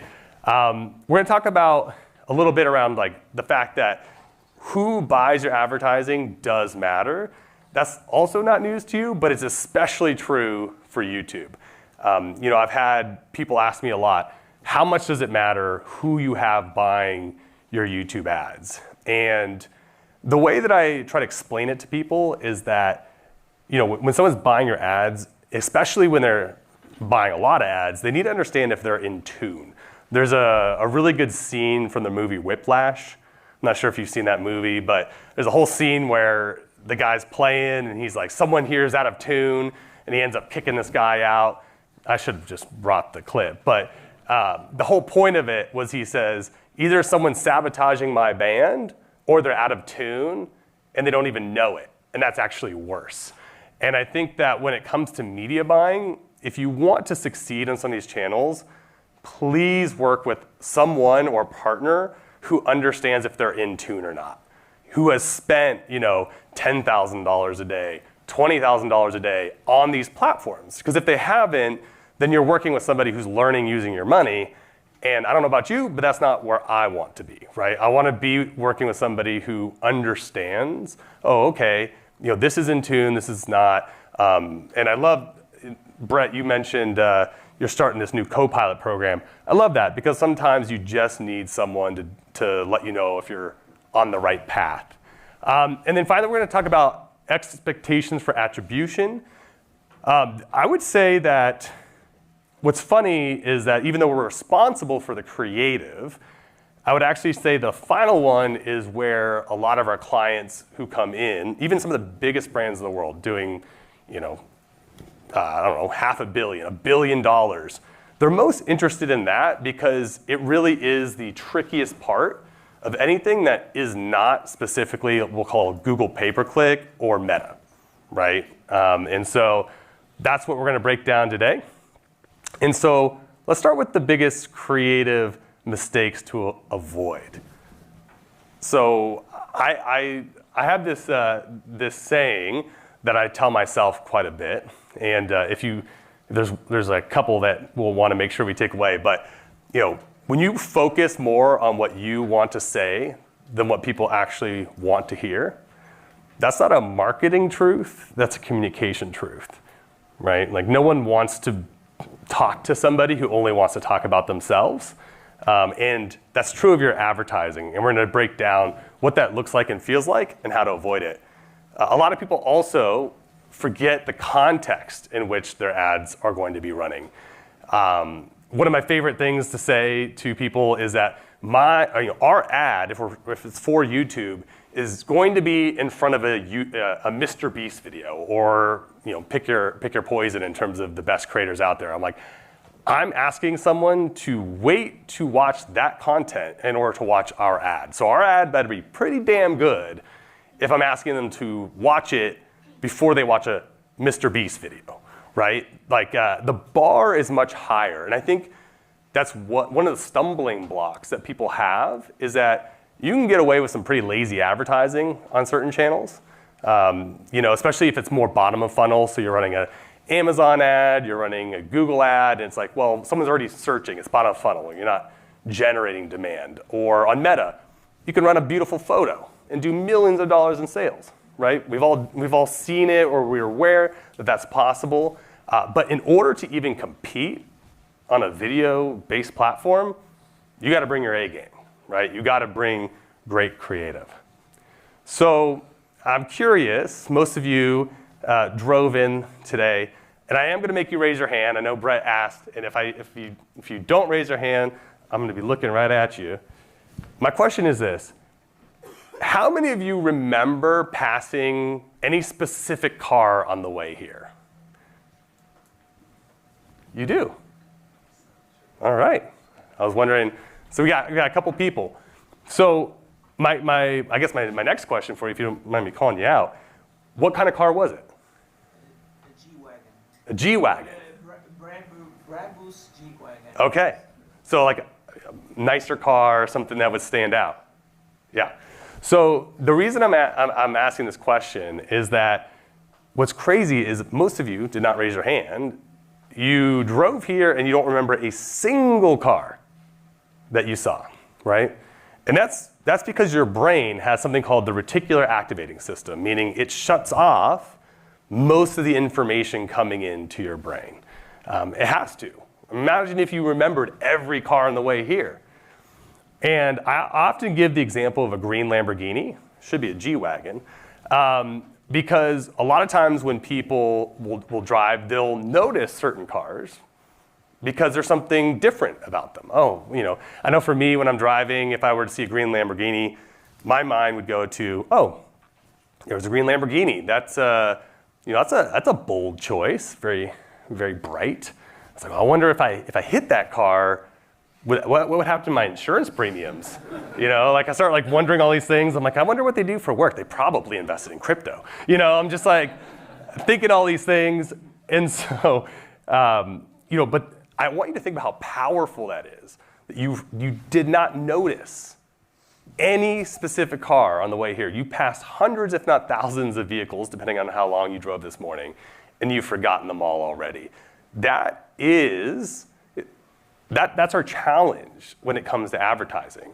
And so the most potent way to create a green Lamborghini is what I'm about to share with you. You may have heard this, and I want you to shout out the answer if you know it. You may have heard that people don't buy your what, they buy your why, right? And so this is a breakthrough Simon Sinek shared roughly 10 years ago. And what we found, what we started thinking about 7 years ago, was that this is actually fundamentally flawed and untrue. And I'm not saying it doesn't matter, but this is the difference between a gray Honda Civic and a green Lamborghini.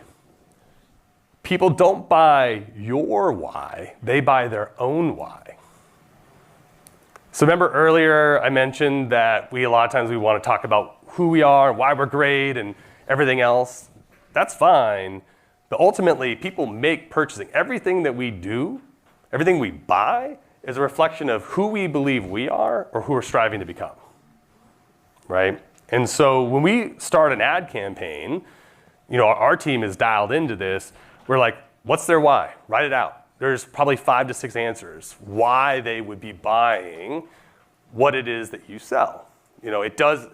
Everything provides some value in people's lives, even if it's as simple as let's say you get a Mont Blanc pen, right? I'm literally making this up right now, but it's like if you get a Mont Blanc pen, a pen writes, a lot of pens write. Why Mont Blanc? Well, you can imagine makes someone feel a certain way about themselves. And maybe it gives them confidence in their business and decision making. There's a lot of power in that feeling, and that ultimately comes from their why. And so these are just a couple kind of tidbits that I want you to think about. Maybe as you look at your own advertising, are we making this mistake? A lot of times, a big red flag for me is if brands are saying, well, join us, or we do this, instead of you, right? You'll notice when you check out a lot of our creative in a little bit, a lot of it is designed to say you, person on the other end of that screen, because that's who we're speaking to.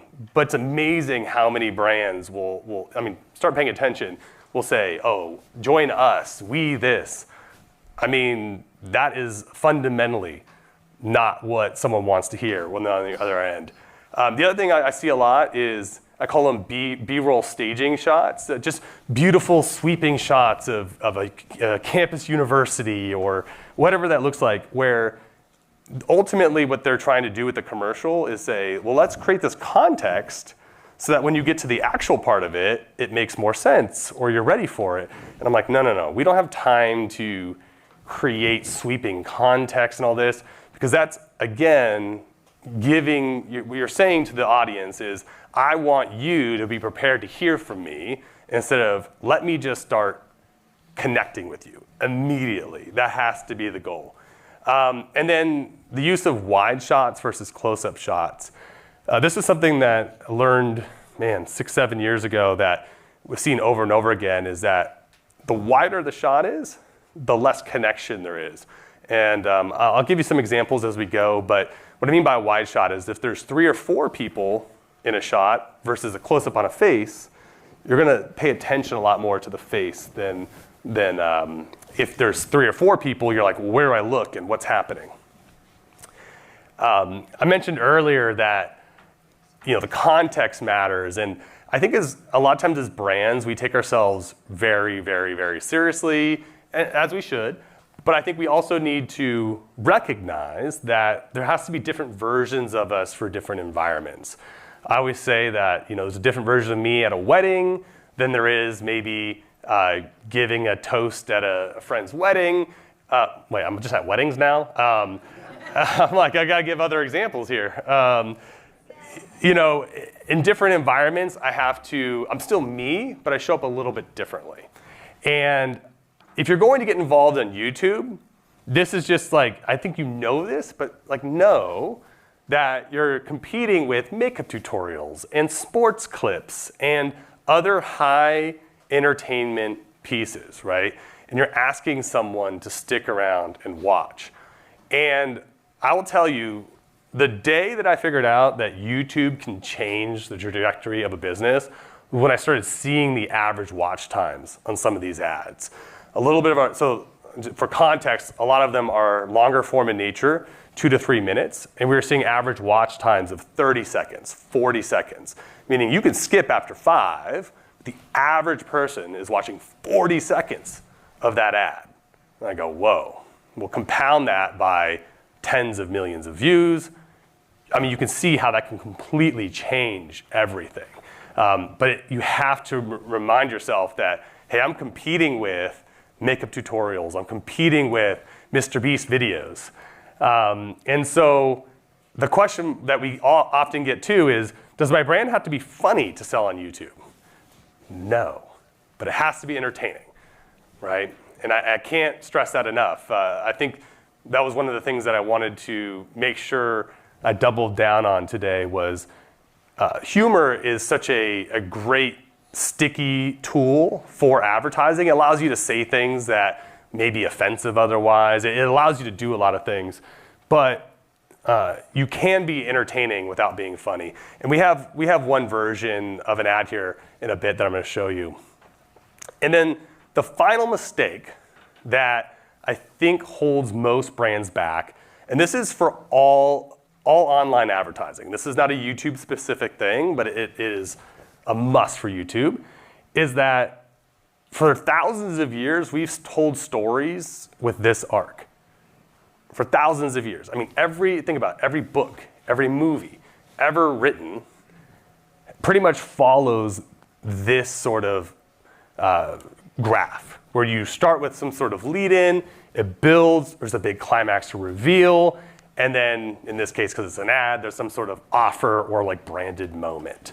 You'll see this a lot still with 30-second ads, and I'm not saying you can't use this formula, but you can't use this formula for a YouTube ad. And you can't use this formula for a TikTok ad or for a Meta ad. This arc is, it's broken. All right, so when we create creative, we are thinking about the fact that it has to break through the noise visually. It has to be a compelling story, which if you're out there right now thinking to yourself am I really going to muster up the energy to figure out YouTube, right, as a channel? Maybe you're here today asking yourself that. I would say just the act of trying to figure out will make you such a better storyteller for your brand. It will have a positive impact on your business. And then, of course, if you can get the channel itself to scale for you, that it has ultimate upside, but just the act of trying to figure out the platform will make you a better marketer. And then you have to honor people's attention. I mean, we really, like at the end of the day, if I'm watching one of our own ads, I'm like thinking to myself, would I stick around for this? Am I honoring even my own attention? Are we honoring the attention of people watching it? And I think the best ads that we create give people something. So meaning, Brett talked about people will forward our ads to people and stuff like that. I think that that's the ultimate, like when you can create something that people want to share with other people. And one of my favorite things to see is brands that are, 6, 7, 10 years into their journey, and they actually make their first creative that their own audience wants to share with people. Because no one's like sharing your UGC ads or whatever, right? Your still images. When you create something that gets them going, yeah, like I love this product, it's really powerful. So we've seen the traditional story arc. I'm just gonna add that it does assume attention, and it assumes some sort of response to that, right? And that's dangerous. That is a dangerous arc for online storytelling. So this is what I think we're calling the new digital story arc. And what it requires is this idea of like starting high, starting with some sort of energy. A lot of people will call this a hook, which I think it's fair, it is a hook. But one of the breakthroughs that I've actually had in just the last 6 months is that I think it's so important to create connection with people that it supersedes the need to sell. So I'm about to show you 5 of our best performing ads ever. And what I started realizing was that a lot of them don't introduce the brand until 15 seconds in, 20 seconds in, right? Like it's not like, hey, it's a commercial, watch me now. It's like, oh, this is a problem statement, something you're experiencing. Oh, by the way, we have this solution. Oh, by the way, back to entertainment. That really started changing my mind, I think, a little bit. I always knew it to be true, but it's hard to have confidence to say, oh man, let's wait 10, 12 seconds, 15 seconds before saying, hey, here's the brand, right? That feels scary when you're like, but what if people skip it and they never see my brand? And so it's a little bit of chicken and the egg. I'm just saying, having seen some of these ads, scale brands by tens of millions of dollars in short periods of time, connection matters most. And then what you're gonna see is that we have this offer resolution. For today, I didn't bring full longer form videos, but you'll notice that a lot of them will have a moment of call to action, even though the video is not over yet.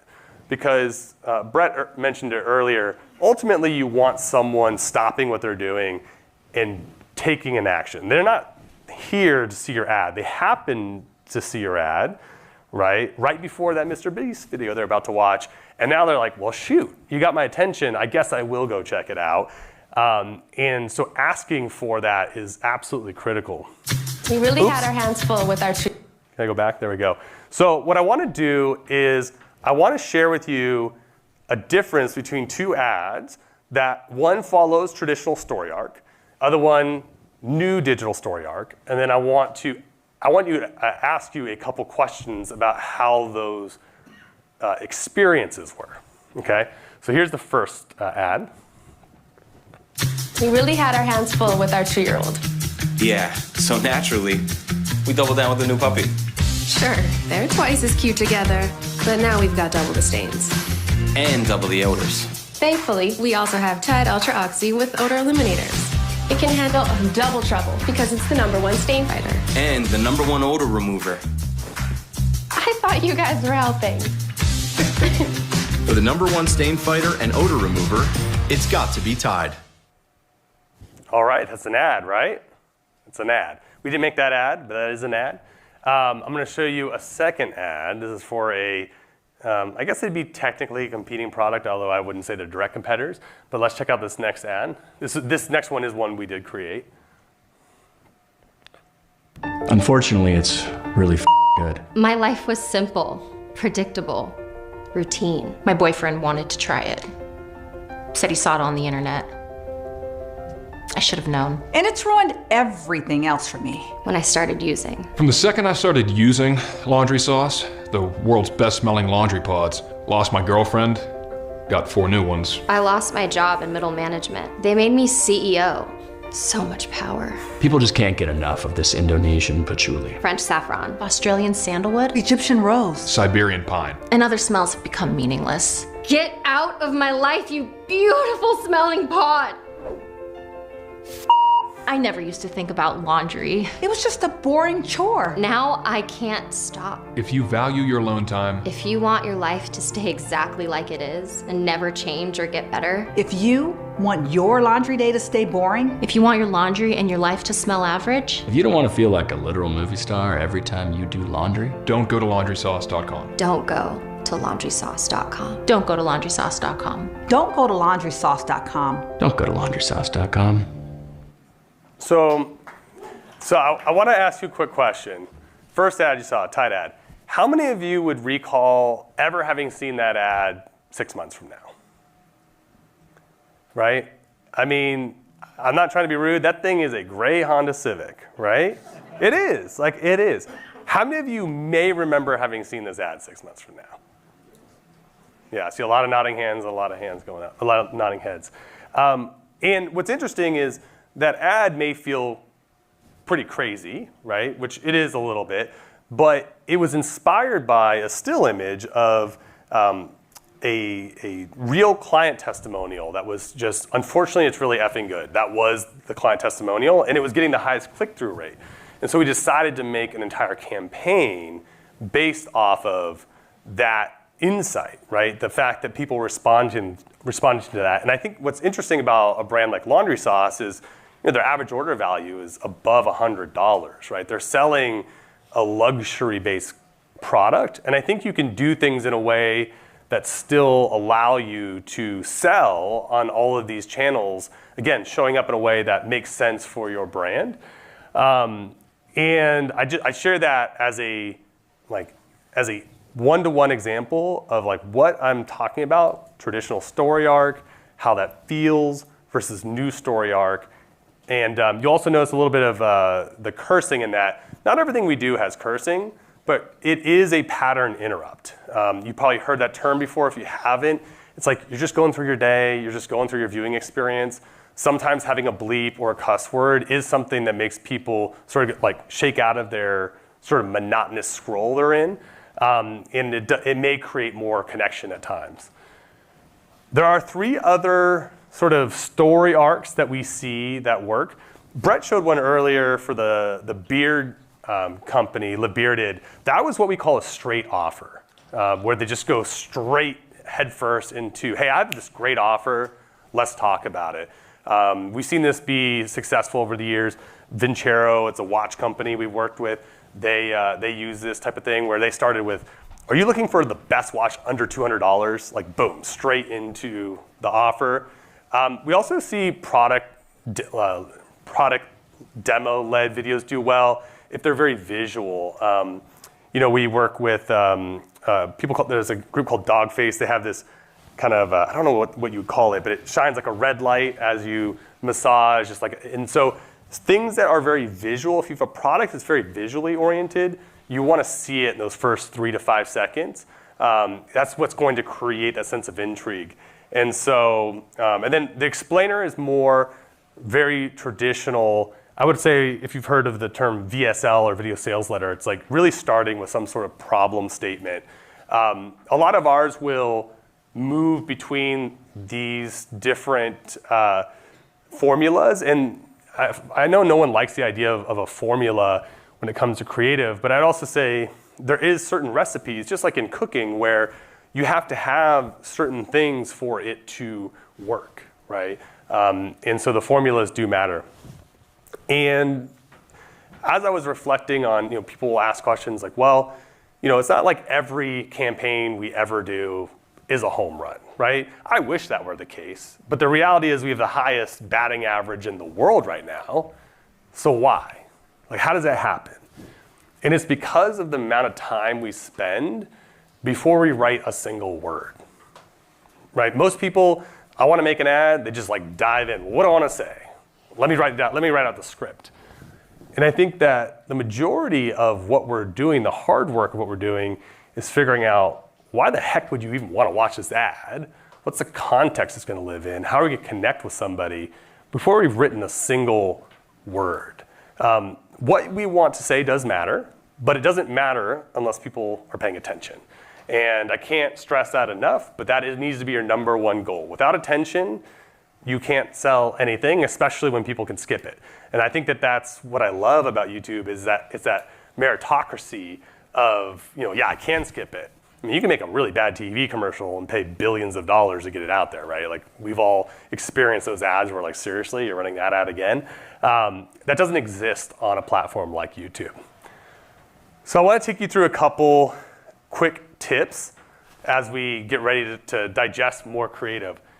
One thing that I always say is that 10 seconds, a good 10 seconds of advertising only earns you another 10 seconds.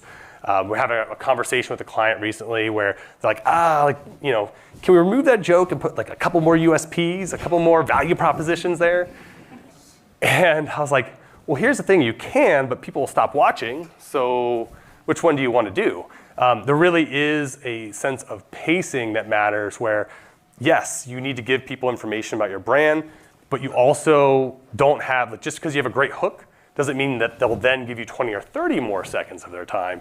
It really is a sort of like 10 seconds at a time. Yes, we're going to move quickly with cuts. One of my favorite things to point out to people is that you've heard people have short attention spans, and I'm like, no, they don't. We don't have short attention spans, but we have short consideration spans. Meaning you'll sit there and watch a 20, 30-minute video on YouTube. Like you don't have a short attention span, but you're not going to sit around and wait for it to get interesting, right? You have a short consideration span. You're going to be waiting for it to continue to deliver value. And then we're always looking to shake people out of their mindset. You've heard mindless scroll. Like no one's there to see your ad. We better get their attention. I mentioned earlier the idea of cutting in on faces and faces being so important. We do a lot of videos that are more, we'll call it like lead to camera driven. It's not the only way to make a great ad, but the reality is you need to create a sense of connection through that screen with people. We also try to sit around a 6th grade reading level, which is funny because I would say some of our writers are some of the most brilliant people I know. And we laugh because we'll have all sorts of, we had this like stupid discussion forever about the term carpaccio, where I was telling them like, guys, we got to cut the carpaccio line. Like people don't know what carpaccio is. And I'm like, people know what carpaccio is. And now I got to know, how many of you know what carpaccio is? Like half the room? Okay, you guys are smart though. That's what I'm saying. You're all above the 6th grade reading level. You're here at Google today. It's actually a joke that now, years later, they'll be like, oh, is it too carpaccio for you? And I'm like, yeah. Because the reality is that people are at this 6th grade reading level, and this is when you take in a broader consideration set of just the world, you have to be really aware of how simple we make our language. And then we actually have been using emojis more and more in our work. Again, just creating that sense of connection with people. If you text your friends, you probably use emojis. I'd ask you how many times you've used emojis in your ads recently. It's probably less than how much you actually use to text your friends. And then validation. So if I'm putting together a recipe for success, especially with a YouTube video or something that's a little bit longer in nature, I love to get these reviews in there, testimonials. We do a lot of stuff that's like person on the street reaction videos where you get to a sense of the senses through the camera screen with what you're doing there. And then, just people respond to other people when they see people reacting well. They want to know more. And one final thing I'll mention before we look at a little more content here is that all of our decisions are fundamentally emotional. And this was something that I probably think about this once a month at least when it comes to the work we do, which is there's a great book called Never Split the Difference. And it's by a guy named Chris Voss. It's about negotiation. And he talks about this study that was done where people who have access or lack access to certain emotions in their brain, they studied those people, and a lot of them can tell you about decisions they should make, but they have trouble making decisions. And the conclusion of that was that 100% of your final actual taking action is an emotional decision. It's kind of like propane and having a spark, right? And so what you'll feel from all the advertising that we're going to show is that sense of emotion and high energy, because we want to spark people into creating a sense of connection and move. So I mentioned earlier, but I'm going to show 5 ads here. I want you to focus on a couple of different things. One, I want you to feel those opening 10 to 15 seconds of the hook. A lot of times we haven't even introduced the product yet. I want you to feel the sense of edutainment. It's a word we use for educating and entertaining, and how it pulls you in as a viewer. And then I want you to feel the, kind of the pacing and the pattern interrupts, how we do things that feel random. Those random pieces are critically important. And so the first ad I'm going to show, again, this is just going to be like the first 1/3 of it, is for a product called the GT Revolution with Works. The reason I chose to show this one was not only was it extremely successful, but it starts with such a great example of starting with their why, right? Can't wait to show you in here in a moment. It also introduces a problem and solution statement, and then much like a traditional sort of 30-minute infomercial, we get into a little bit of comparing your current way of doing it and the old way of doing it. So let's watch the first minute of that ad here. Do you want a perfect lawn? Does a sloppy yard make you want to just... Me too. Yard work is hard work, but it doesn't have to be. This is the GT Revolution, a 3-in-1 trimmer, edger, and mini mower that makes yard perfection easy. Your old grass trimmer doesn't cut it. This sucks, and I'm gray. Of course you are. Your tools are outdated and awkward while you're trying to be efficient and precise. But the GT is lightweight and powerful, like a pillow that knows karate. It's so light and easy, even my Nana can use it. I came to cut grass and chew bubblegum. And I'm all out of bubblegum. I was just testing Nicole when I was preparing for this, saying, we got to get you back as Nana, because she did a great job with that. But that opening of, do you want a perfect lawn, and does a sloppy yard make you just crazy? Thing is that not everyone feels that way, but people that would buy that product feel that way. And that was a really powerful example of just starting with someone's why. And again, 100% of people are not going to watch this ad. But how do we end up with, we'll call it 10% of people watching the entirety of the ad, even though they didn't, they're not being paid to watch it, they're getting served this ad. It's because we've honored their attention with all these little moments and things that are giving them chuckles and moments as they're learning about the product. This next one is an ad that ended up becoming the #1 ad of all of 2020 on YouTube.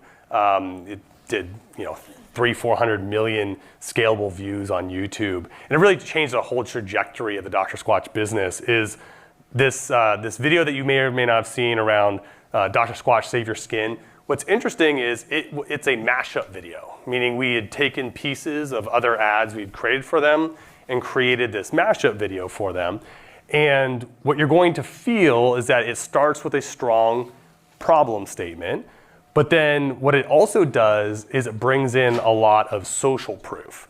And I think that this is an interesting formula. A lot of times when we're working with brands, we'll be wanting to create different types of content. And I think brands that rely heavily on the senses, things that you smell or touch or taste, we're going to want to bring those through the screen. So how do I convince you it smells good if you can't smell it, right? You're on your mobile device or you're on your laptop.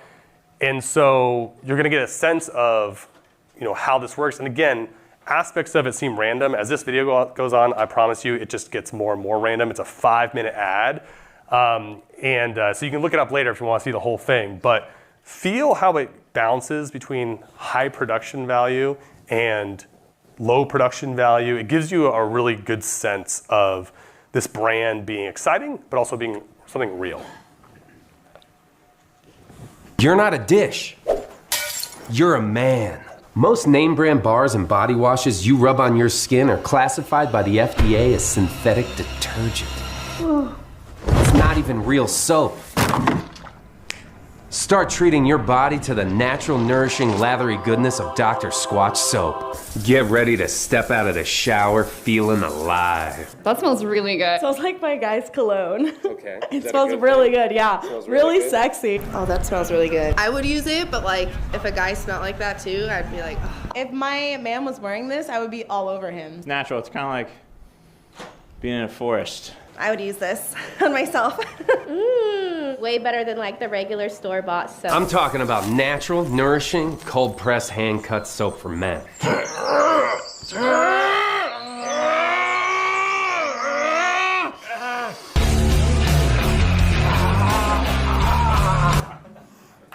That's so dumb. You know what's funny too is the arm wrestling scene was something that we originally shot when we were out there, and it was like, there was no use for it at the time. We just like had it. It ended up becoming part of this.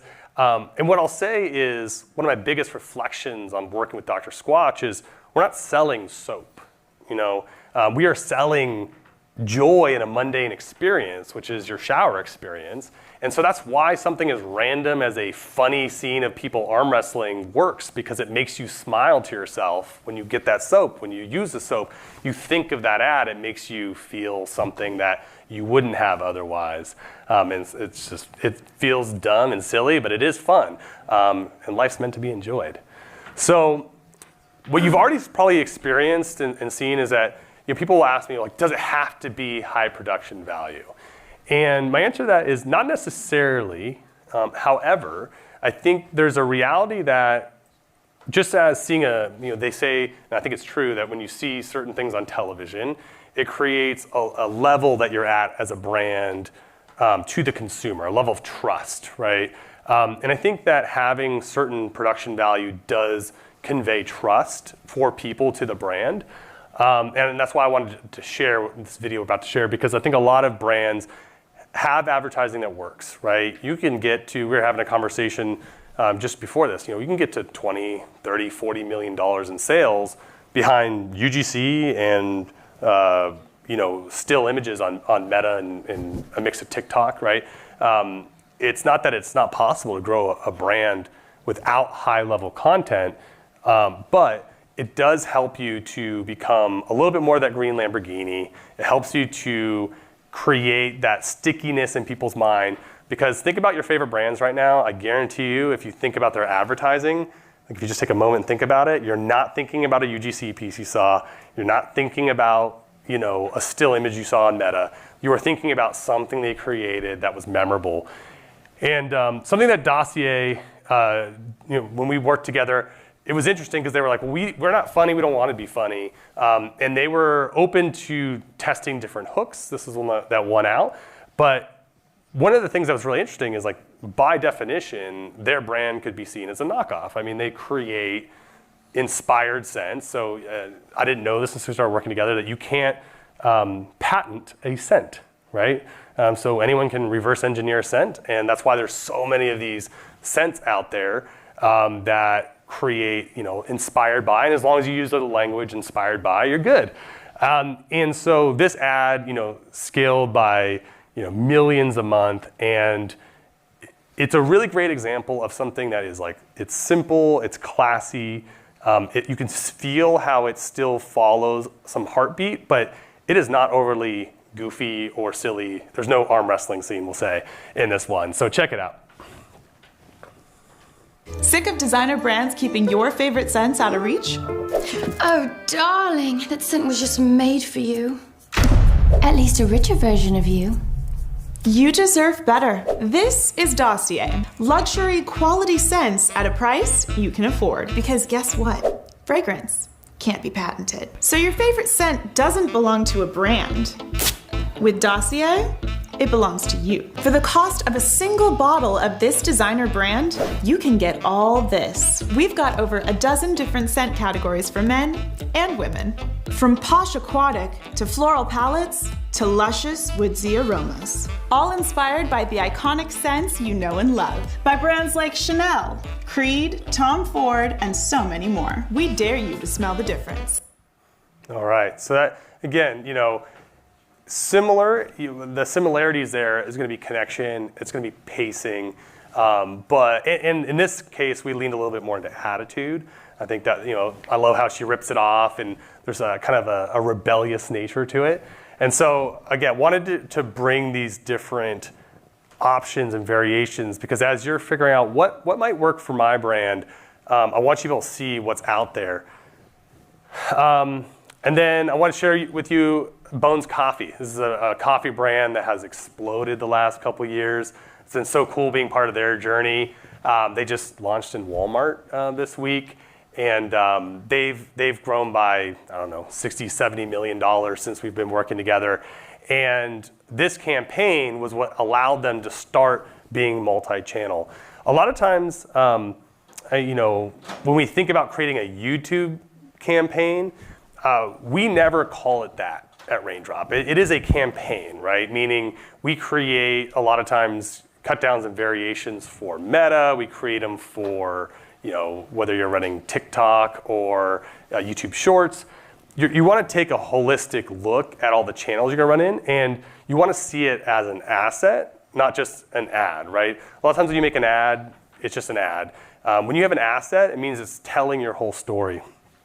I think this is an interesting one because the brand, it's the only ad that I can think of where we actually have a really low energy lead, right? It was inspired by the woman from Park and Rec, April from Parks and Rec, you know, just kind of this like really low energy, alternative sort of vibe.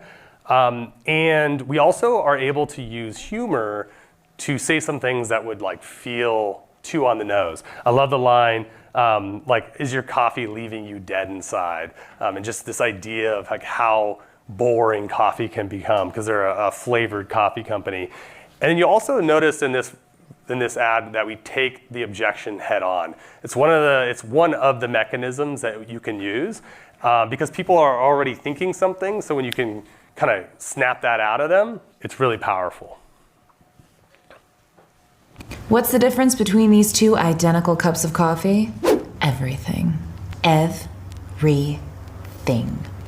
Boring, basic coffee is leaving you dead inside. Thank the Dark Lord, there's Bones Coffee. Small batch, full-bodied coffee infused with the most mind-melting flavors in the world. Or underworld. Oh, I've had flavored coffee. Oh, I've had flavored coffee before. You haven't had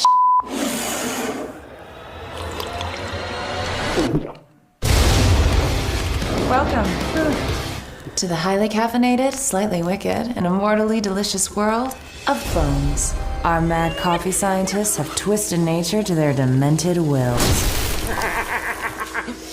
It's alive!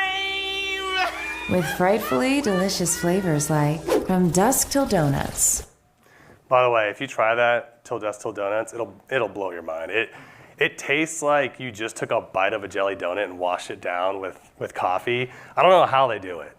It's not in a mad science lab like that, but it is pretty incredible.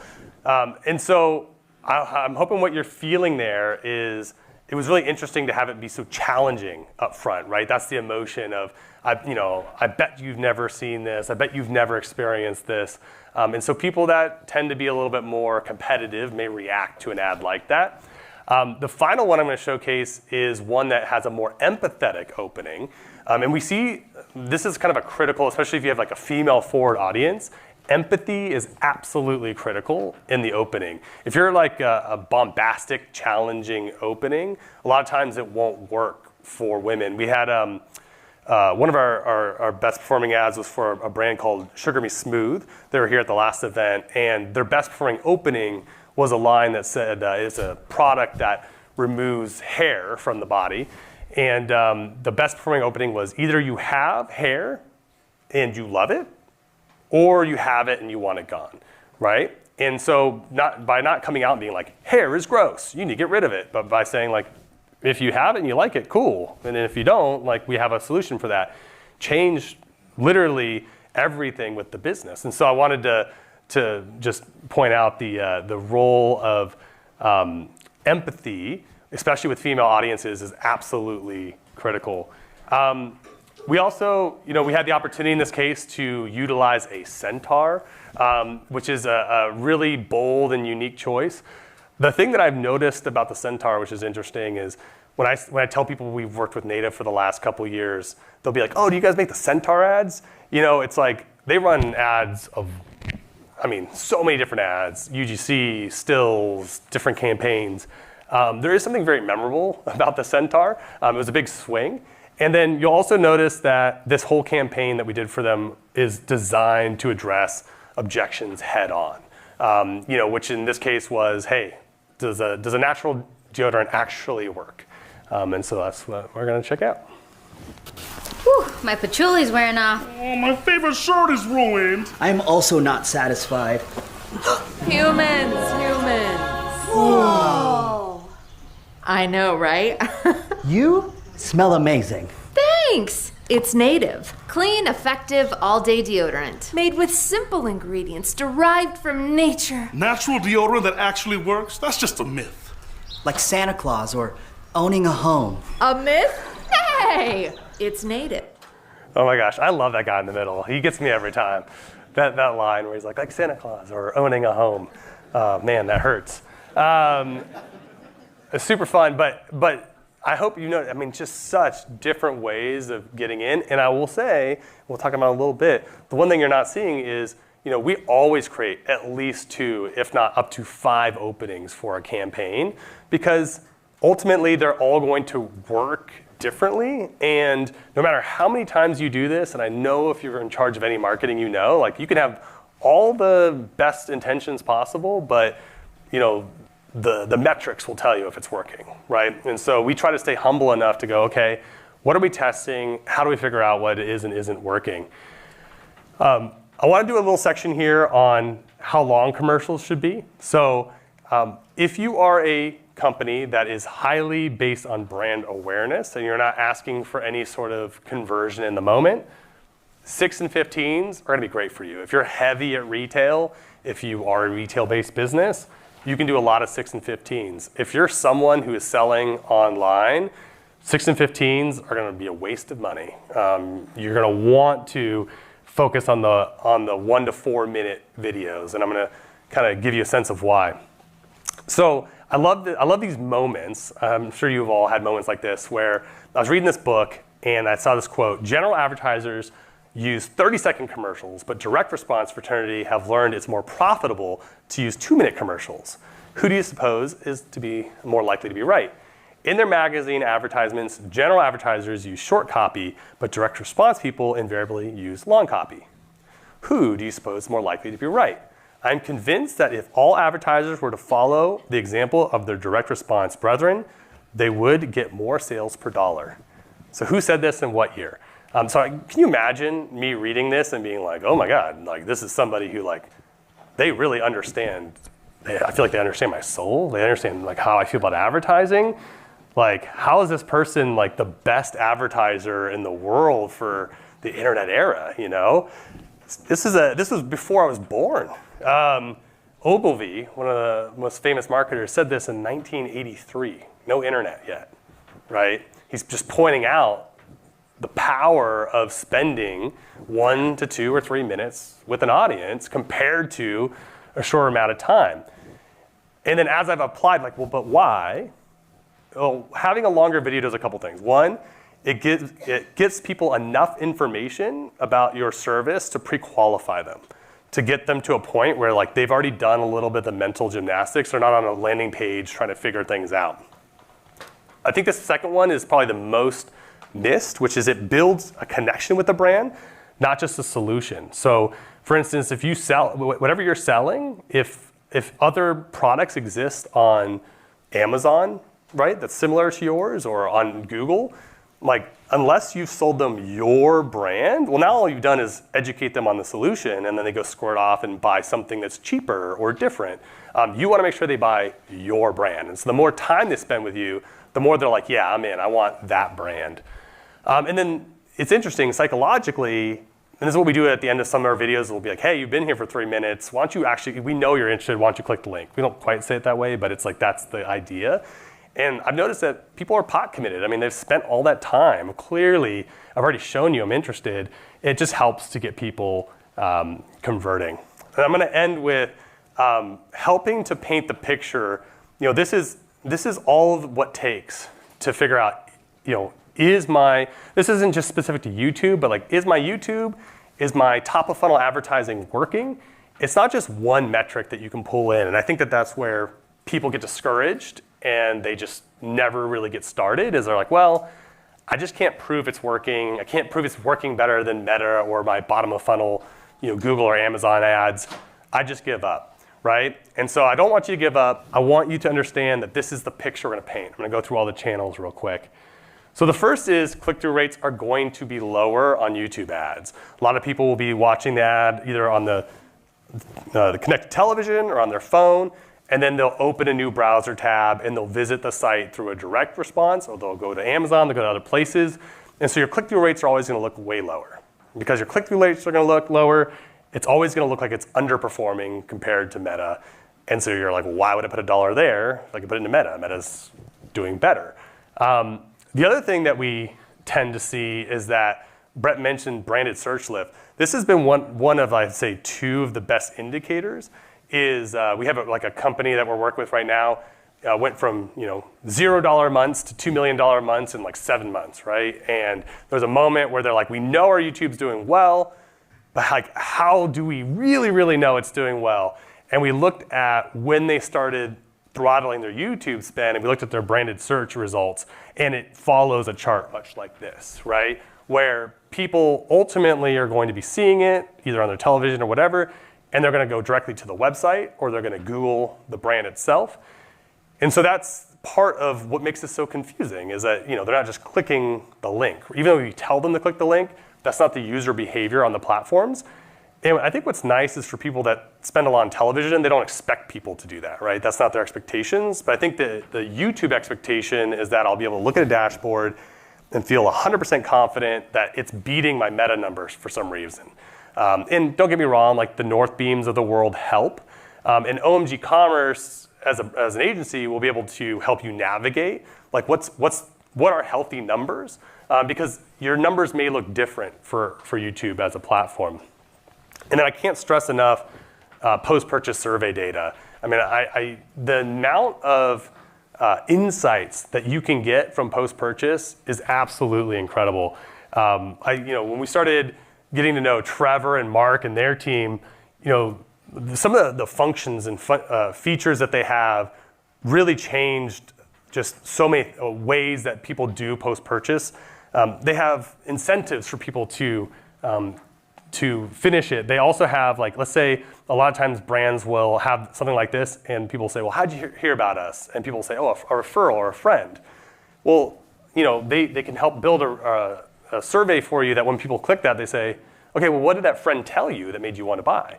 And so you can actually start getting information and mine information that can change your advertising. But when we see brands that are doing well, they're looking at their direct traffic list and their branded search lift, and then they're also looking at their post-purchase survey data, and they're kind of triangulating, okay, like as I'm ramping YouTube, these things are also lifting. They're also looking at their average watch times. Brett mentioned that if you run a couple different variations, which I can't stress enough, if you're going to run campaigns, run a couple variations of the ad. And if you start seeing some major differences in watch times, it's gonna give you a sense of like what's really working, even more than things like potentially even a click-through rate. And I wanted to, I'm out of time, but I'm gonna share with you one thing that we're gonna be kind of testing in the future, which is QR calls to action on YouTube ads. This is very, very new, but I think with what Brett was pointing out with connected television being such a a big channel now for YouTube.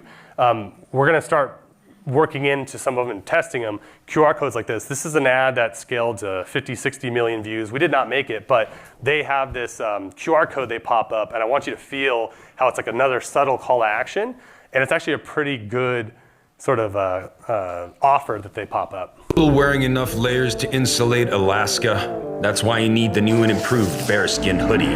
The 6-pocket Bearskin fleece tactical hoodie that blocks wind and regulates heat for incredible comfort, wherever you are. There it is. Thousands of men across the world already love wearing the Bearskin hoodie instead of their regular hoodies. Perfect. And then Brett shared the UGC split screen earlier. If you already have UGC, that's a great way to repurpose it to create something new, to have multiple things going on at the same time. We put out a quarterly report, absolutely for free at Raindrop, and this is something that we put a lot of time and energy into. We showcase a lot of these insights. If it's something today that you enjoyed and wanted to make sure I called that out. And then if you wanted to get in touch with myself or our team, there's another QR code up there, and I would love to do so. I'll be around the rest of the day and just appreciate you all allowing me to share, and I hope you have some inspiration for your next ad. Thank you. Jacques Spitzer. Jacques Spitzer, ladies and gentlemen. What's up, dude? You're the best. You're the best. All right, hey, stick around. All right, so we have exactly 8 minutes until lunch. I just previewed it. I walked through there. It looks delicious, looks amazing. So now you don't want to sit here, probably, right? But want to give you a chance to ask any burning questions. So anything from my presentation, from Jacques' presentation, anything that you want to ask, now's your time. There'll be a Q&A later, too, but if we wait until after lunch, you forget things, you know. And so what do we got? I think I saw you first. Yes, ma'am. You mentioned Amazon when you were speaking. Yeah. For a brand that's even better. If you're a brand not as focused on D2C but very focused on Amazon, do you see success driving YouTube Shorts or whatever it may be to Amazon? Yeah, so great question. In general terms, we do better driving YouTube to a lander or to the D2C site, but then watching lift on Amazon. And a few things that are great about that, if you send someone to a lander, you can pixel them, you can grab their name and email potentially if you have an offer, and then you can remarket to them. We have done some YouTube directly to Amazon, but that doesn't work as well. So I think it's better, drive them to a lander, you can give them the full experience, pixel them, remarket to them, all that, and you will see a lift on Amazon. So that's generally what we do. We will run Google ads, so Google search ads, directly to Amazon. Because believe it or not, this is one of those funny things. Millions of searches a day happen on Google where people type in your category and Amazon. Yeah. And I'm like, why didn't you just start on Amazon? But for a lot of people, the internet begins with Google, and so they search first on Google. So we do run a lot of Google to Amazon, but usually YouTube we're going to a lander. Great question. Right behind you, yes, sir. Hello. You mentioned in the beginning to watch other ads and learn from. So Facebook have ad gallery where you can watch other people's ads. Where to watch YouTube ads that other brands does? Yeah, I believe it's called VideoTao. VidTao. VidTao. Yeah, VidTao. Yeah. Yeah, VidTao is one that they aggregate that information. And then honestly, I am one of those people that I experience the internet through, every ad that I get served that's good, I'm saving it. I'm putting it in a little repository. So even as you're looking, what I'm usually looking for is, did it grab my attention? Did it make me interested? And then also what kind of engagement is it getting? But yeah, VidTao is a good platform for that. There's also one called TubeSift, which is very similar, which is good. And then I think you just got to click around on ads because then you'll start seeing other great ads. I don't know who I saw first. Was it in the back, maybe? Or then we'll get you next, yeah. Question for Jacques. Yeah. So I think in that updated storytelling arc, you had the offer kind of later on. And in that first video about the laundry sauce, you sort of teased at what the product was, but didn't really say what it was until later on in the video. So how important is, I guess, sort of suspense, or kind of making them think about something but not giving them exactly what it is until later on in the video? Do you use that in a lot of your videos, or how do you think about suspense in storytelling, I guess? Yeah. Okay, I'm gonna give a weird answer to this, and I'm wondering if I'm gonna regret it, but it's just honest. Now I'm really excited. This is the best lead into an answer. Well, okay. He's building suspense with his answer about suspense. Okay, because sometimes meta. clients will ask us to like, put the offer or the product like right in the beginning. And to me, what goes through my mind is like, it's like walking up to a pretty girl and being like, hey, let's have sex, And it's like, whoa, like it's just a lot. And so when I think about like the story arc and what we're trying to do, it's the same as romancing anyone, right? Like you want to create a level of like intrigue, and you want to create like a build towards something, but that build has to start high, right? And I think that's always been true. What I mean is like even the other arc does build, but this way it needs to build with something that is high energy and comes out of the gate hard. But I just feel like if you look at just the way we interact and attract one another as humans, like there is a little bit of like a dance. And I think that's what our best ads, I should say, really do, is create that level of dance. I hope that's a helpful answer, but it's also what goes through my mind when someone's like, yeah, like in the first 4 seconds, like we need to make sure that we're like, and here's the product. And I'm like, that's just, no one wants that, but if you wait too long, I want to caution, I've also seen a lot of people make the mistake of not introducing their brand until second 25, until second 30. Huge miss. There's like a sweet spot of like between 12 and 20 seconds. Anything too far, statistically, just not enough people will get there. Anything too early, people are just kind of off put. It's like, oh, it's an ad. Yeah. I think sometimes it depends on too, like how complex the product is, how expensive it is. I think some of those cases you need to build suspense a little bit longer because you're really trying to plant that message. So it's simple and straightforward, maybe introduce it a little bit sooner. I think there's some elements like that, which are really important. Which, by the way, after watching those videos, did you like have to go buy some products? I just talked to my business partner. He's like, well, I just bought the coffee. And then Jason's like, I got to buy that trimmer now. So thanks, Jacques. I've been buying all this stuff. Oh, this is how our clients get all their sales. From events, yeah. Actually, you are next. Can we chuck the microphone up here? Do we want to throw it? It's cushy. She can catch it. She's giving me a nod of confidence. Okay, we can run it up. That's probably better. Okay. Yeah.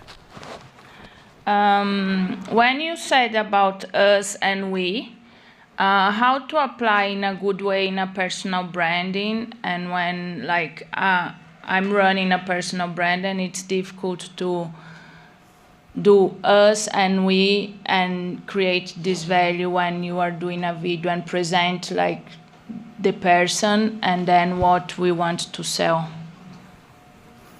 So what is the question then for me? What's the best way to when it's a personal brand? Yeah. That's a lot me, but we need to talk about the other person and the why, Yeah, I think, the opening, so without having, too much context, I thought the opening of the GT Revolution video does a good job of, when you think about, it opens like, do you blank? Right? And I think if you were to ask yourself that question about the personal brand, it's like, what ultimately the person that you're reaching, what do they care most about? And if you just say, pretty bluntly, like, if you care about this, this, and this, or you like this, this, and this, then you would love what we have to offer, right? And I think what a lot of people do is they skip that first part, and they just say, hey, we do this. Right, and they skip the part where they're saying, well, if you love this, if you are this type of person, then you'll love this. Okay. I think one thing to keep in mind too is anytime you're making a point about yourself, bragging a little bit or kind of building up that personal brand, always tie it back to why would they care, right? So one of the best ads we've ever run as an agency, I actually filmed from this stage the last time we were here. And I opened it by saying, hey, I'm at the YouTube LA offices, and I'm bummed because you're not here. But I'm showing brands how to grow on YouTube. And what you don't know is there's 11 things you need to do. Anyway, so, but I said, hey, I was here on stage. That built up credibility. But I immediately tied it back to, here's what we're showing people, because you probably want to scale on YouTube too. I don't remember the exact script. But anyway, any humble brag, tie it back to why they should care. Okay. Or not so humble brag. I think you were next. Yeah, right behind you. Just chuck it. Just throw it behind your head. Let's see if you catch it. Okay. There you go. Fun. Is there a big mistake or failure that you have recently made that you can share with us, and maybe what you learned from it, or perhaps how you pivoted from it? Ooh. You asking me or Jacques? I think It's not a job interview. really great. Either one of you. Answering that one. That would be awesome. Yeah, boy, that's a good one. I mean, I think in general, I'm going to buy myself some time here. Okay, I'm going to buy you some time too. In general, I think it's a lot of times where like, this is going to be the winner. It is. I just know it. I know. I can feel it in my bones, and I am right about that a decent amount. But this is going to be the winner. So let's put all our energy there, and then it's not the winner. So that's certainly one thing. I do think what you led with, I'm like, I still do that, and I do this a lot. I write ads like mostly for our agency, but I will often start with, what do I want to say, rather than what does someone want to hear, and those are often very different things. And so that I've made mistakes on recently for sure. Yeah. Yeah. I'll say, something that comes to mind is a lot of times, let's say we get a brief, right, as an agency. It's pretty normal. And sometimes there's like a really important missing piece of context in that brief. And a lot of times it'll be things like, this is a newer product for us that has never been profitable or scalable for us, right? But like as a company, maybe they are very successful, but they have like one specific SKU that they're trying to grow that's not working. And the reason this comes to mind is this also happens with audiences. So we did a project recently, and we created a bunch of ads. It wasn't just one ad, and I was like, it was driving me crazy. I was like, nothing. I just kept hearing from them, well, nothing's working. Nothing's converting. I'm like, okay. I'm like, man, we made so many ads and everything else. And then I'm like, well, send me your Motion account. Motion is a creative platform that allows you to look at it. And like all their top performing ads was like, hey, if you're a woman over 55 and like you feel like you have too many wrinkles, our makeup's great for you. Well, like all the ads we made were like women under 30. And I was like, like that's why nothing's working. Like you guys are trying to like use us to tap into a new audience that like doesn't want to hear from you. But this whole time I was like, what are we doing wrong? What are we doing? And it was driving me crazy, because it was a lot of it. And so what's funny is I think we'll be able to retroactively go and course correct on that. But I think that those are the type of when I think about things that don't work, a lot of times there's something off about the strategic direction that we're headed in. It's usually not as simple as like, we didn't just quite get the hook, right? Or it's not. It's usually something bigger. One real quick thing I'll add to that is I'm kind of focusing on this now is looking at what problem are we solving, right? So if you're like, sales are down, okay, but what problem are we solving? Mm-hmm. What's wrong? Well, our ROAS is down. But what problem are we solving? Is it an attention problem? Like we're not telling enough people? Is it a click-through problem? Is it a conversion problem? Like where is the failure point? Because once we know that, we know what to solve. But a lot of times you're like, well, I got to get sales up, or I got to fix ROAS. Well, okay, but what's the problem? And so I think spending a little more time to diagnose the problem is super important. I think we have time for one more, and then I know some people are like, I'm getting hangry, and so we're going to have to serve some. Can you chuck it up here? Let's see if that works. Good thing that's cushioned. You've been trying to get someone to throw it the whole time. But you did it. Give it up for the guy who just throw it. Someone in the back. What's your name, bud? Nick. Nick just took the courage to chuck the microphone. But you didn't get a round of applause for the guy who got pelted by it. What's your name, bud? Ender. Give it up for Ender. Ender. Yeah, give it up for Ender. He got impaled in the back there. Sorry about that. I was wondering, for example, like for brands as smart marketer, that I know that Ezra does a lot of valuable content, and he shares a lot of valuable content through all his social media. How to give as a personal brand or as a brand like enough information so people get super interested in your services, but not giving too much information so they don't buy from you. Yeah, so that's a really good question. So walking the line between giving away too much versus giving away more. I definitely have a thought on that. You know what? Okay, this is the weird answer to this, but it cracks me up that this happened. So last night, I'm sitting in the hotel, and I'm like, I never get time to myself. I have an 8-year-old at home. I never get time to myself like this. And so I spent the time, and I can't believe I'm admitting this. I spent the time watching how sourdough bread is made. Yeah, it's so good. And I ended up watching 30 minutes of how they make sourdough bread. And you know what my takeaway was? I'm never going to make sourdough bread ever. I'm going to pay for sourdough bread the rest of my life. That looks hard as hell. Fun fact on sourdough bread too, it's functionally gluten-free. I'm not a doctor. Yeah. Basically, like the fermentation makes it all basically gluten-free. Yeah. And so, depending on what you do for your personal brand, there's a reason you have a service. This guy gave me the step-by-step, everything I needed to know. And if he were to sell me a kit to bypass all that hard work, I'd be like, God bless you, here's my money, right? And I think it's a fear that we all may have, but there are some people out there, you mentioned Live Bearded, right? Mm-hmm. They're good friends of mine. They may or may not ever work with us because they are phenomenal at creating content. That's one of their skill sets. But I think there's a lot of people out there that they have other things they're really strong in, and they don't want to necessarily be strong in the thing that you know so much about. It takes time to get mastery.